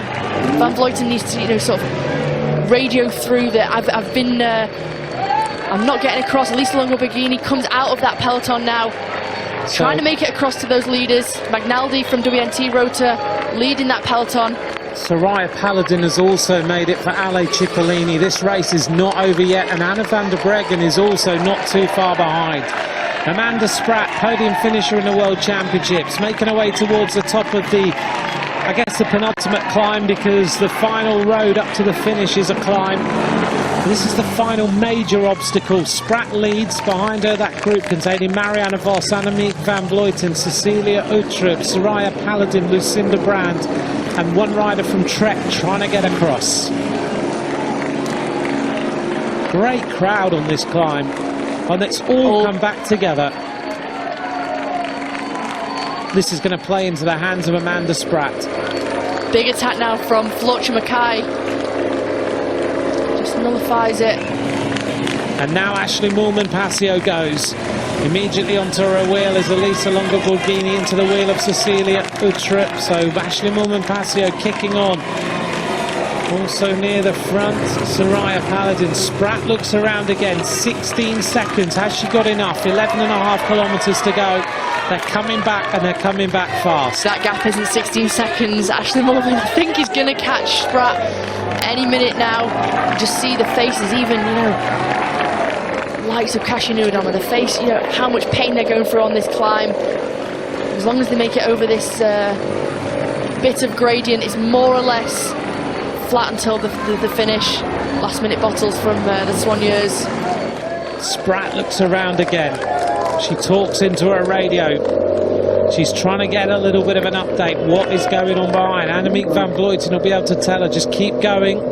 You've still got the gap, and every time she gets on a descent, it plays into her hands again. She seems to be descending superbly today. Thanks for all your messages on Twitter, at Spanner Walker, at Ant McCrossan, as we see Amanda Spratt now, still lone leader. Can she make her way to the bottom of the final climb of the day? Up to the finish line here in Po. A great crowd waiting for the finish, and now the pace has gone out. Annemiek van Vleuten goes to the front and swings across the road and freewheels. Onto the front goes Boels Dolmans with Floortje Mackay in the red of Sunweb also near the front. 11 seconds, just under 11k. As soon as a team or a rider wants to go to the front to try and attack or chase this down, Annemiek van Vleuten really swings it across the road to stop them, box them in, and make sure that, you know, Spratt can stay out solo for as long as possible and increase her lead. Can she pull this off? Well, it's looking a bit touch and go with the time gap with 10k to go, but Boels Dolmans, they're always on the back foot and they always end up having to chase. They're never in the forefront of the attack. They're never the ones attacking to put themselves into the race. They're always trying to bring the race back. They always used to be the team that animated, that were the team that went forward, the team you had to worry about. Now you're right, in this phase of the season, they're the team that are always chasing, always thinking we missed that again. Now we've got to bring it back. I think for the whole classics, their campaign was more or less the same, apart from when Van der Breggen won Flesh Wallon for a record time. Yeah, they've always been on the back foot. They've just not seemed to be as comfortable as what they might have looked like, you know, the past few years. You know, they had a bit of a Annika Langvaden and a little bit of a correction there for Spratt in that corner. She's right on the limit now, Amanda Spratt, inside the final 10k. This has been a great attack by this rider from Mitchelton Scott, heading back into Po. The gateway to the Pyrenees, the mountains are in the background. It's a lovely warm day, the sun on her back. Anna van der Breggen now comes to the front with her teammates. The world champion needs to do something to win La Course by Le Tour de France. Taking that corner very gingerly. Don't want to risk anything, you know, being sort of so close to the finish now. But the gap's gone out to 20 seconds. Every time she's on a descent, she's opened up the advantage. She's working this bike, working hard. And now they go through the next corner. Another big attack at the front as riders desperately try to bring this back. It's like Taylor Wiles on the front there. This is a big move by the American. Taylor Wiles now makes her move. On her wheel is one of the riders from WNT, Soraya Paladin, yet again in the group. But she swings across and it goes out to 26 seconds. This is really swinging in the favour of Australian Amanda Spratt. And all the time, Van Vleuten is just in the peloton, patrolling everyone, sitting, you know, second wheel, third wheel to stop any chase. See, she's sat on the wheel of Soraya Paladin. Janneke Ensing for WNT Rotor now goes round that roundabout. She's looking around. She wants people to work, but actually, I think, you know, she needs to also keep the pressure down. Yeah. And to sort of show the other riders that you know, she's willing to work to try and chase Spratt. 31 seconds now. It's enough to win this race now. Amanda Spratt last won a race on the 23rd of May. She won a stage of Bira in a little place called Amasa, 110-kilometre stage. And now we see Sunweb trying to bring this race back together if they can. But Amanda Spratt has ridden such a great race. She attacked a long time ago. This is a huge move by her. Still solo. She looks metronomic with that pedalling style today. Real Just see power. how far down the block she is as well. Yeah, huge. You know, it's huge gear she's turning, but making it look so easy. She does. She just looks like she's out on a normal ride, but yet she's flat out, big gear, churning it over. Shoulders are hardly even moving, rock solid on the bike. 34 seconds, and Sunweb now are under pressure. I've certainly sensed the danger, but is it too late? I mean, you know, Ariana Mini on the left-hand side now for Ali Cipollini, followed by Taylor Wiles of Trek Segafredo. This isn't really what the peloton need to do. They need to have, you know, a consistent chase and not keep attacking and then sitting up and waiting, because this is where Spratt gains her time as well. Yeah, they need to all get on the front, but Annemiek van Vleuten every time just slots in third or fourth wheel. The minute they swing off, she swings off too. It takes the pressure off. Great team tactics by the world champion of the time trial, twice winner of La Course, but at the moment she's not worried. She's seen another Mitchelton Scott rider up the road who can win this race. On the front then, yet again, CCC have been really animated today with Marianne Vos and Ashley Moolman-Passio. But there you are, there's what Hannah was saying, massive gear for Amanda Spratt, and doesn't show any signs of the effort she's putting in. She's absolutely right in the red zone. 19 seconds. Anna van der Breggen, the world champion, also up towards the front for the Park Hotel team. One rider, still they've got some representation, that's Demi Vollering, who's had a great season so far this year. It's very surprising to me. Somewhere they've got the most riders in this front group out of everyone, of this chasing group. And they can't work. And they can't work. Juliette Labousse now is on the front. Why isn't Leah Kirkman or Floortje Mackay also on the front to try and help bring this break back for Lucinda Brand? Because if they leave it too late, they've got no chance to catch someone like Spratt. It just shows they're quite nailed, I think, right now. This is such a hard race today. I kind of also think if you're still in the in that group, even if you're nailed, you should be emptying yourself and getting dropped from the group. Yeah, in my opinion, but they're not getting. I just think, you know, when you have that consistent chase, they are bringing the gap down. 20 seconds now. You either win the race or you don't. And right now, I mean, somewhere we've got 1, 2, 3, 4, 5 riders. 4, 5 riders in that group. 4? Yeah, 4 riders in the group from somewhere, but not on the front. But that says to me they don't know which rider they're working for. Yeah, I mean, yeah, maybe Lucinda said to them, actually, you know, I'm not feeling that great. You know, I'm not confident that I can win. But equally, you know, you've got to do something and make a decision quick, because you've got 5.4 kilometres to make the decision of who you're going to ride for. And if they all get on the front, they will bring this back. Yeah. But they're running out of time. For me, 20 seconds, 5k to go, a rider riding this well who's such a good climber. And especially what they've got to contend in the last 500 metres. Yeah. And it's not an easy run-in. You go up that steep climb, it swings right, and then there's a little jink in the road, and then you sort of go left off to the finish, and then it does flatten out for the actual finish. They haven't ridden through the finish line yet, because they only do it for the final time. And it's a crosswind from the left-hand side of the road, but the trees are sheltering them at this moment in time, so it's not so bad. Coming to the conclusion of the race, if you just joined us now, we had an original breakaway of 11 riders. That was whittled down to 10. Then Annemiek van Vleuten made a big move. She brought the race back together. She attacked. There was a few other attacks, including Ashley Moolman-Passio, and then Amanda Spratt went clear, and she was chased by Lucinda Brand and Marianne Vos and Annemiek van Vleuten. But once they were brought back by the group, Amanda Spratt stayed out in front. 20 seconds. It's never been a big advantage. It's always been 20 to 30 seconds. It's just yo-yoed, and while Spratt has maintained a solid effort and solid performance, the peloton has either been attacking or looking at each other for who's going to do the work, which has increased Spratt's lead. CCC Liv really committing to this for Marianne Vos. But now this CCC Liv rider needs to slot in straight behind the Sunweb rider to stop Van Vleuten from nullifying the chase. Yeah, exactly. Because this is exactly what Van Vleuten's been doing.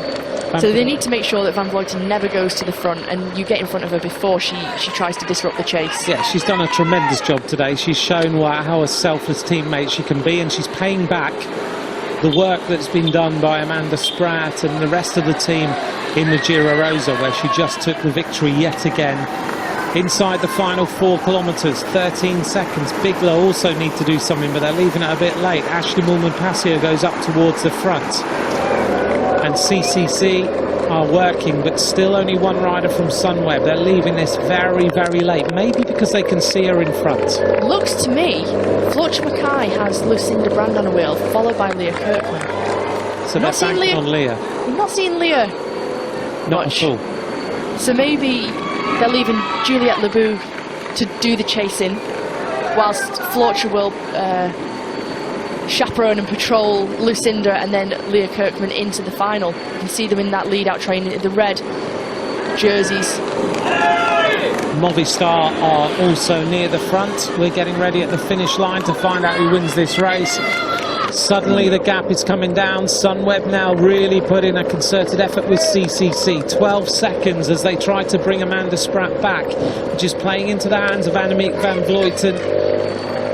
Van Vleuten is just sitting there. Van der Breggen moves up on the left-hand side. Former winner of La Course in the Rainbow Bands as the world champion. She's brought to the front by her teammate. So Van der Breggen, who's not really shown too much in this race, is coming forward at the perfect time.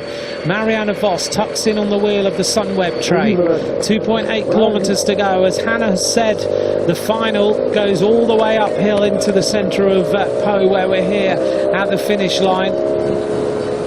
And Amanda Spratt can be seen by the peloton and has been seen by the peloton all of the time. Is this gap 16, 17 seconds, or is it more? This is a To me, it looks gap. like it's gone out, actually. I don't think it's 13 of what we were being shown just a minute ago. Where is Amanda Spratt? I can't see her. We've not seen her for a little while. Annemiek van Vleuten still on the wheels. Movistar or Bigler come to the front, followed by CC. There she is. There she is. No time gaps. Not good news. She's still there. She's still got a lead. This little technical part through the town actually really plays into the advantage of Spratt, with it being a lot of twists and turns. There you can see the peloton now. They got Amanda Spratt in their sights. 2 kilometres to go. She looks around, she can see the peloton. Now she just needs to calm down. Just takes a little bit of a breath through there, a little micro rest to just let the legs recover.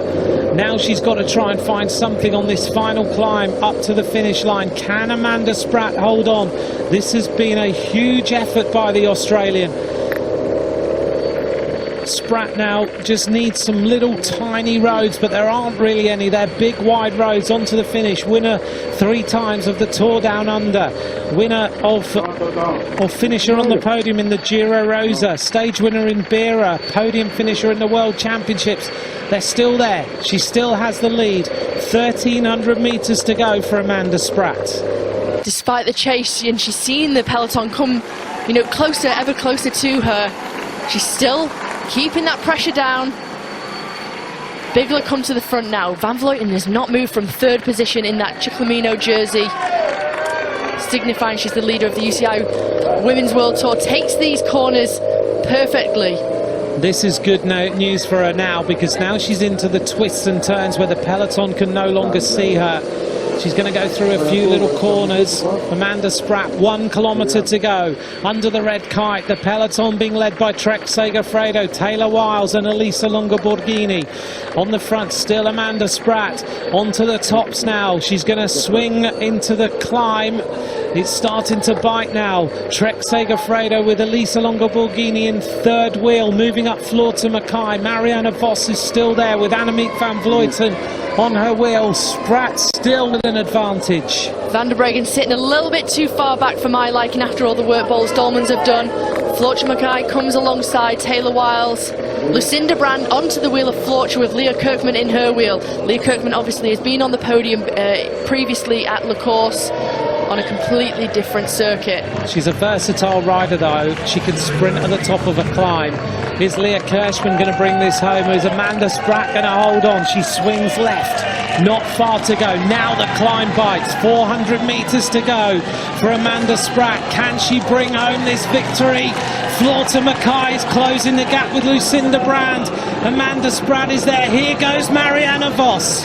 This is what we've been waiting for. The former world champion. We saw her take 4 stage victories at the Giro Rosa. Storms past Amanda Spratt. She's going to look like... Wow, look at this. Marianne Vos is absolutely screaming her way up this climb. The gap is huge. Marianne Vos, 4 stage wins in the Giro Rosa. Former world champion. You can see the rainbow bands on her sleeve. Vos is the boss on the climb here in Po. This is going to be a win for CCC.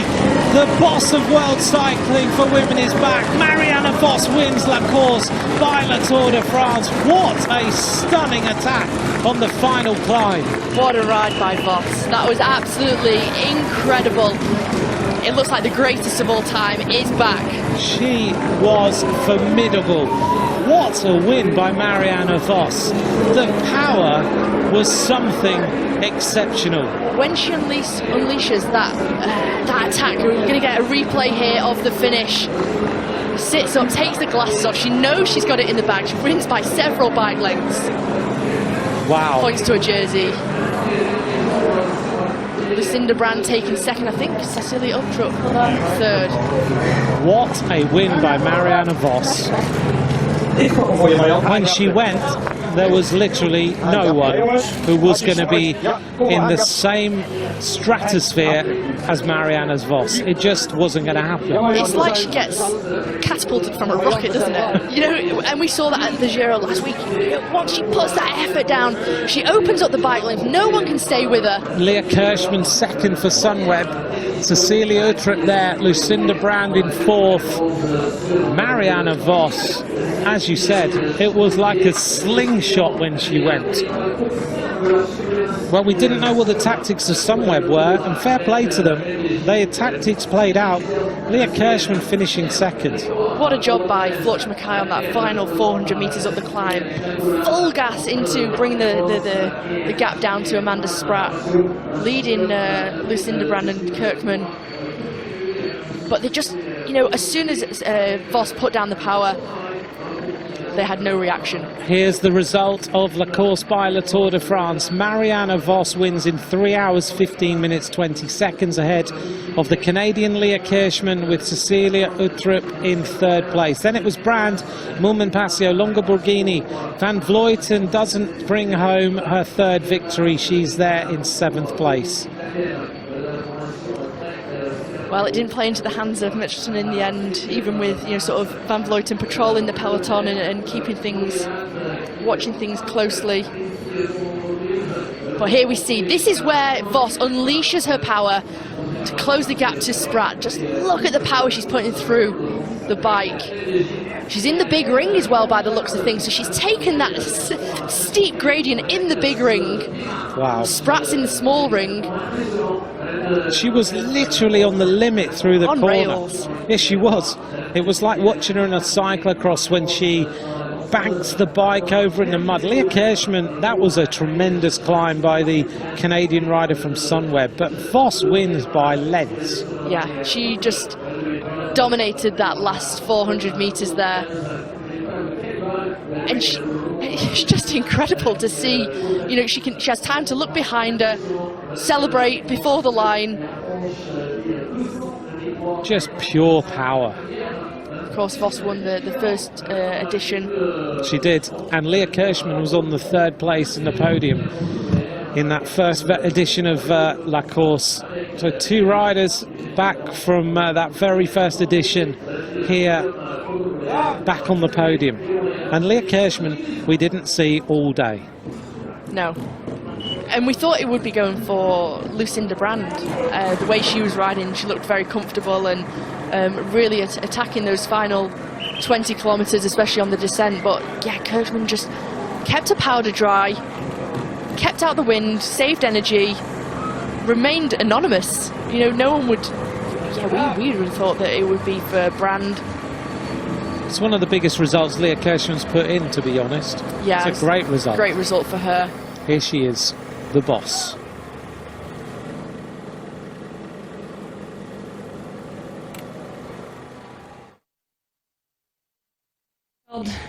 Good, but of course with the break of Amanda Spread, it was pretty dangerous, so my teammates had to do a lot of work to bring it back, and when I saw it came down at, on the climb, I knew I had a chance when I would go and just had the legs to continue, and yeah, I think it was okay. What does it mean to win this race? I mean, you've won so many races in your career. To win this one, what does it mean? Yeah, of course a lot. The first one was 5 years ago, and to win it now again, in different, of course, in a different circuit. Yeah, that's a very special feeling. A word on that circuit, actually. Did you enjoy it? Yeah. It was a lot of different possibilities. A small break, a bigger break, and now it came down to a small group that sprinted for the finish, but not a normal bench sprint, of course. You're on fire. Your legs look amazing. You're in the shape of your life again? Well, yeah, I feel really good. I came with good motivation out of the Giro Rosa. And then, of course, to have this La Course here, yeah, that's a good inspiration to get an extra go. Thank you very much, Mark. That was something special, Hannah. I think when you see Voss up for it like that and the way she attacks it, you know, no one can stay close to her. And I really feel like Voss is back to her best. What we were seeing, you know, a few years back, 2012, 2013, 2014, she had a few years of injury problems, and but it really looks like she's back to her best. And, you know, the way she takes the corners, she's not braking for it, she's full speed. It literally looks like she's on rails. Yeah. Confirmation there of the results. 3-second gap she opened up in that sprint. Yeah. Incredible. It was. Anna van der Breggen down in 10th place. Van Vleuten in 7th. All the riders who animated that race. Ashley Moolman-Pasio, after so much work, still in 5th place behind her teammate who takes the race victory. That was, to see that was pretty special. And there's not many riders who have that kind of finish as well, to be able to accelerate so quickly, yeah, and biggering it up that steep climb, and be able to really throw everything into the bike like she did. There's not many riders who can do that. No, it's just explosive. It's absolutely exceptional. But, you know, great work throughout the whole race from her teammates, Paulina Royackers, Rihanna Marcus, Gian Corrivar, who was in the breakaway originally at the start. Obviously Ashley Moolman-Pasio did a great job as well. Looking down on Po as we get ready for the presentation of today's race, with Marianne Vos taking the win. You got a feel for Amanda Spratt. That was heartbreak within the last few hundred meters after such a big attack. Superb racing by Amanda Spratt today. Surely she gets the most combative rider prize. Yeah, you'd think so, wouldn't you? After that superb performance was really exceptional. It was, you know, it was looking close that she was going to do it, because, you know, with 6k to go, the gap was 36 seconds. Yep. And it was just yo-yoing constantly as we, you know, get a replay here of the final kilometre. She still had such a great gap, and all it would take, Trek Segafredo they're chasing for Elisa Longo Borghini, but actually all it would have taken is for the chasers just to look at each other, and Spratt would have held on. Yeah, that would have been it. Game over. But the way, you know, trekking that final kilometre, the way they worked, and the way Floortje Mackay worked for Team Sunweb, really made an impact and an indent into the gap of Amanda Spratt. Sunweb got the best result they could possibly get out of that race with Leah Kirchmann. That was a tremendous sprint by her. But Amanda Spratt in this last kilometre, you saw her, it was so close. Once she kicked onto that climb, I still think she had a chance. 400 metres to go, that climb really kicks up. I think because she was away for so long, it really took its toll on her. As soon as she went up this steep gradient, she whacked it into the little ring. She just wasn't as powerful as what we saw of Vos. You can just see now the way Floortje Mackay, Vos on the right hand side there in the orange, look at the way she attacks it, goes past everyone like everyone stood still. Yeah, game over. Once she went, that was it. Lucinda Brand trying to get there but just couldn't. Look at the power through the last 350. It's just flat out, and Leah Kirchmann just trying to hold on for second place. Superb racing. The way she came round that final corner. She really takes it like she's on a crossbike, doesn't she? Yeah. On the tops, really putting everything through the bike. A little look behind, and knows she's taken a very convincing victory here in Po. But no one could touch her. No one could. Annemiek did a lot of work, a lot of attacking as well to try and do it, but just wasn't her day. But Vos is just on another planet this week. Yeah, incredible form. And like I was saying before, you know, success breeds success. You know, she had 4 victories at the Giro Rosa last week from very similar terrain finishes, actually. Those, you know, short, sharp uphill finishes. It's when you have, you know, good morale and she feels like she's back to her best, which you can tell she is. Yeah. And you have great teammates, you know, like they have on CCC Live. Yeah, the success just breeds success, and you come off it and you know what suits you. You know how to win a bike race.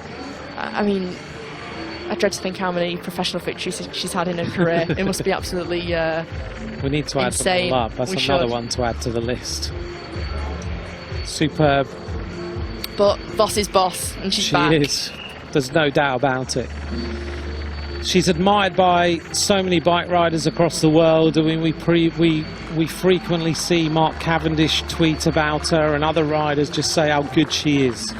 I think, you know, she's another rider. She's so humble, she's so down to earth, she's very approachable.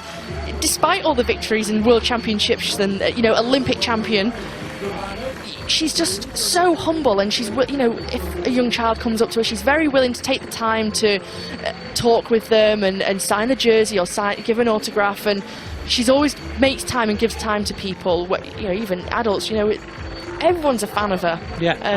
And you see her in cyclocross in the winter, and Marianne Vos, I mean, she's multiple cyclocross world champion, road world champion, one of the best known riders in the world, and you will see her, I frequently see her standing with a muddy bike in the middle of a field, cleaning her own bike with her jet wash, with cleaning her shoes, doing everything, and you think, why is a mechanic not doing that for her?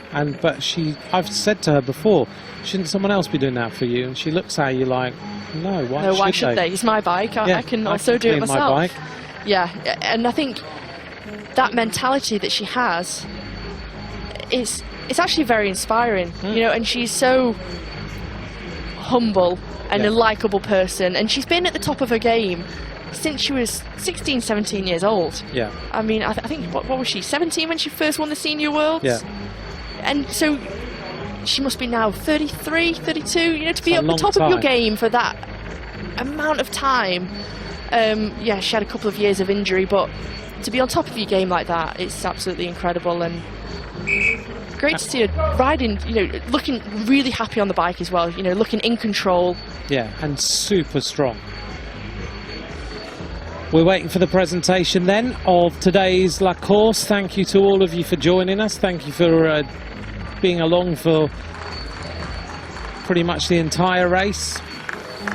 She's 32 years of age now, 3 times the world road race champion, 5 times winner of Flèche Wallonne, 25 stage wins in the Giro. I think Grand Tour wise, that put her into the top 10 of all-time stage winners in Grand Tour, men and women. I think she sits around 8th place. More than right, with 25 wins. With 25 victories in Grand Tours. Yeah, incredible. Olympic champion, of course, in London in 2012. But this year, she is absolutely on fire. 192 wins. And that's professional victories, which I think are 1.1 and higher. So that doesn't include all the any other smaller, and that's only on the road. That's not cyclocross or track included. Yeah, exactly. So that just shows the type of rider Vos is. Tenacious. Turned pro in 2006 with Team DSB. She rode for Rabobank, of course, for many years. But she's a real inspiration to many. That is a huge victory tally, 192 wins. It's incredible, isn't it? Yeah, just not many top that. I mean, you know, if a rider has 1 or 2 professional victories in the career, you'd be elated, but to 192. And I only think, you know, she is getting stronger. She's coming back into the sport stronger. Yeah, she is. And for me, as she's coming into such great form, you know, it's only, what, 2 months until the World Championships in Yorkshire? Yeah, can she hold it? On a course which is very similar, I'd say, to today. Yeah. Can't see past her, because Lizzie Deignan wasn't there today. No. That's her big aim. So we don't know what happened to Lizzie. Keen to know what happened to her, because it was only Taylor Wiles and Elisa Longo Borghini in that front group for Trek Segafredo. But we never really caught a glimpse of Lizzie Deignan. Yeah, we'll try and find out what happened to Lizzie as we wait for the presentation of today's race in a few moments. Great performance by Cecilia Uttrup as well. It was. 4th place last year at Le Course. Now steps onto the podium in 3rd place this year. Suffering a really bad crash a few weeks ago, having to have 10 days off her bike. Didn't go into the Giro with perfect preparation, but certainly come out of it with great strong, form. hasn't she? So Marianne Vos this year, she won Trofeo Binder back in March, and then she took a stage of the Tour de Yorkshire and won it overall. Then she took a stage of the Women's Tour, and then took 4 stages in the Giro and won La Course. It's a good tally so far. And we're also forgetting she had a very bad crash on stage 3 of the Women's Tour. Yeah. Big crash in the peloton, you know, sort of cut up her face. I think she had to have a bit of an operation on her nose, and to come back from a crash like that and to come back so strong, you know, it's just over a month ago, 5 weeks ago. Yeah, quite amazing. incredible. In a few moments then the presentation of La Course. The men's stage of the Tour de France this afternoon. The first rider will roll down the ramp at around 2 o'clock in the afternoon. Lots of talking points around the men's time trial this afternoon. Thanks to all of you for all your messages. We've had lots of messages on Twitter to Megan and Seta and Clara and others who have messaged in. Julie, Marianne. Leah Kirschman, all smiles.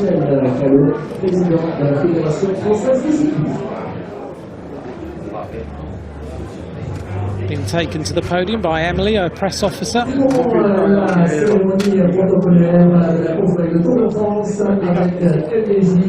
we're about to have the presentation of today's race. It's warming up. We can feel the heat now outside, can't we? Amanda Spratt, I think, is going to get the most combative rider of today.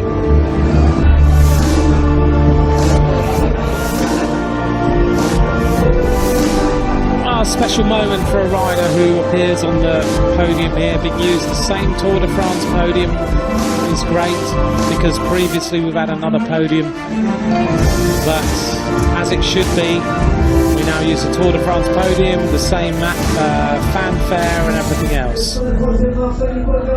I'd like to hear Cecilia Tripp's interview today to see if it's better than last year. Yeah, definitely. I don't know if it can beat it.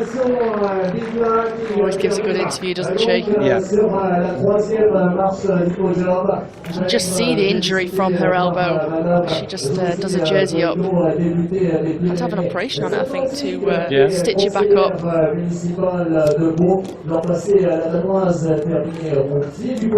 Great racing by Cecilia today. She finishes third overall. Got a huge amount of fans. And she's got such a bright future ahead of her. Yeah. Looking at the results that she's had so far, and she's only 22 years old, 23 years old, I think. Used to work in a supermarket and dream of racing her bike, and finally did. Second place for Leah Kirchmann. Great performance by her. We only really started to think about her in the last 5K. Yeah, she just kept herself completely out of the mix. Bit of a typical sprinter, really sitting back, staying anonymous. And then people think, you know, that they're going for Lucinda Brand when actually it's Kirchmann, and sort of takes everyone by surprise. That was superb. Great result for her. It was.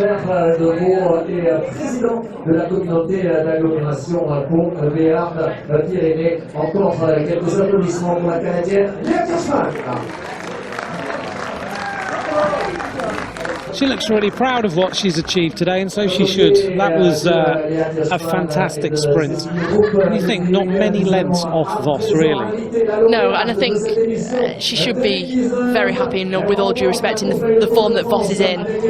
Second place, I think, is a very, very respectable position. I think, yeah, she does look very proud. I mean, Vos comes onto the podium now. Marianne Vos wins.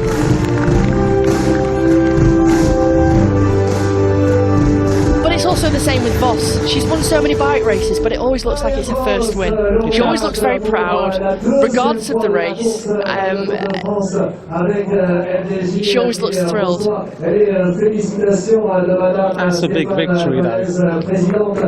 That's a huge victory after so much work done by her team to deliver that on that final climb.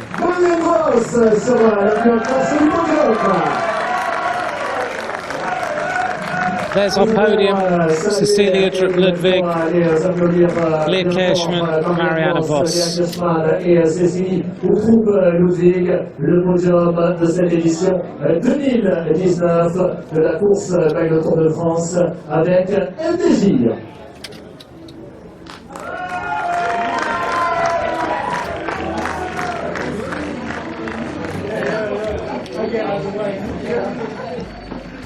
A reminder of the top three: Marianne Vos, Leah Kirchmann, Cecilia Tripp.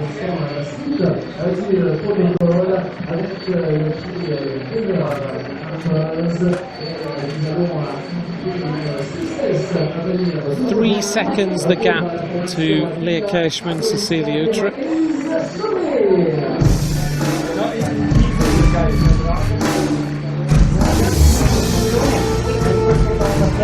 Best climber.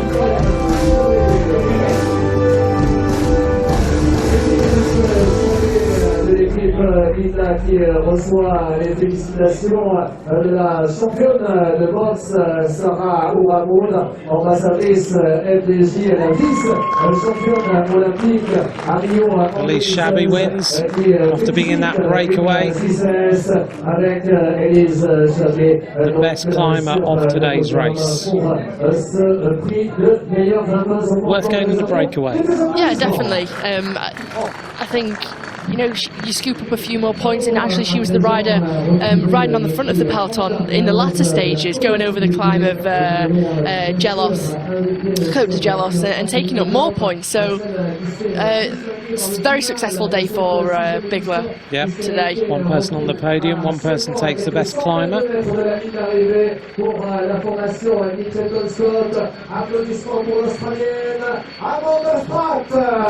most combative rider, Amanda Spratt. Very well deserved. Well, you have to risk it to win it. So close, 400 metres. You know, it's always that saying of you've got to be willing to lose to win, and because one day it will pay off. Always. It's a superb breakaway. It's so long. Yeah. But Sunweb and CCC, we kind of said at one point Sunweb just they weren't as organised as they needed to be, but maybe that was the plan all along. Yeah, and because sometimes, you know, if you catch the breakaway too early, it gives opportunity for a counter-attack to go away, and then you've got more hard work on your hands because you've got a fresh rider in the breakaway. Yeah. So then it becomes even harder, whereas if you sort of, like they did, they really brought Spratt back at the last moments. And it was the perfect point. Obviously, you know, they got on the podium, they got Kirkman on the podium. Leader of the World Tour, Annemiek van Vleuten. Well, they tried. It didn't quite pay off. But she retains her lead, no doubt about that whatsoever. Yeah, I think even extending it actually from getting in. Remporté les deux dernières éditions 2017 et 2018 dans les Alpes. Elle se console à présent avec le maillot de leader du classement individuel de l'UCI Women's World Tour. Applaudissements pour la championne venue de Hollande, Annemiek van Vleuten. Annemiek van Vleuten on the podium. Réussi jusqu'à présent par Van Vleuten, Leader of the World Tour. qui vient de remporter le classement général du Tour d'Italie, et cela pour la deuxième fois consécutive. Place à présent au maillot bleu du. We never see Van Vleuten racing in a normal jersey, do we? No, She's either in a leader's jersey of a stage race, or she's in the leader's jersey of the UCI World Tour. Yeah, exactly. And then in a time trial, you see her World champ. previously as world champ. Yeah, a bit like Peter Sagan, although now he's back in a Bora jersey. Or green jersey, no? And now he's in the green So he's jersey, never in a Bora so we one. never see him in that It's funny, either. Cavalli.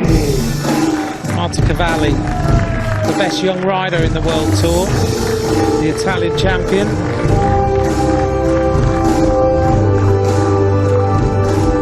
Valcor also having a great season, bringing on the young riders, likes of Elisa Balsamo and Cavalli, as we see here, Lena Peroni. Women's World Tour avec ce maillot de couleur bleu qui passe par-dessus le maillot vert, blanc, rouge de championne d'Italie. Encore quelques applaudissements pour l'Italienne Marta Cavalli. Marta Cavalli is the best young rider in the Women's World Elle Tour. nous disait bien évidemment dans quelques instants et pour retrouver elle aussi dans Marianne Vos wins La Course by the Tour de France. Leah Kirchmann second, Cecilia Uttrup in third place. That's the makeup of the top 10 riders, and that's our podium of the day.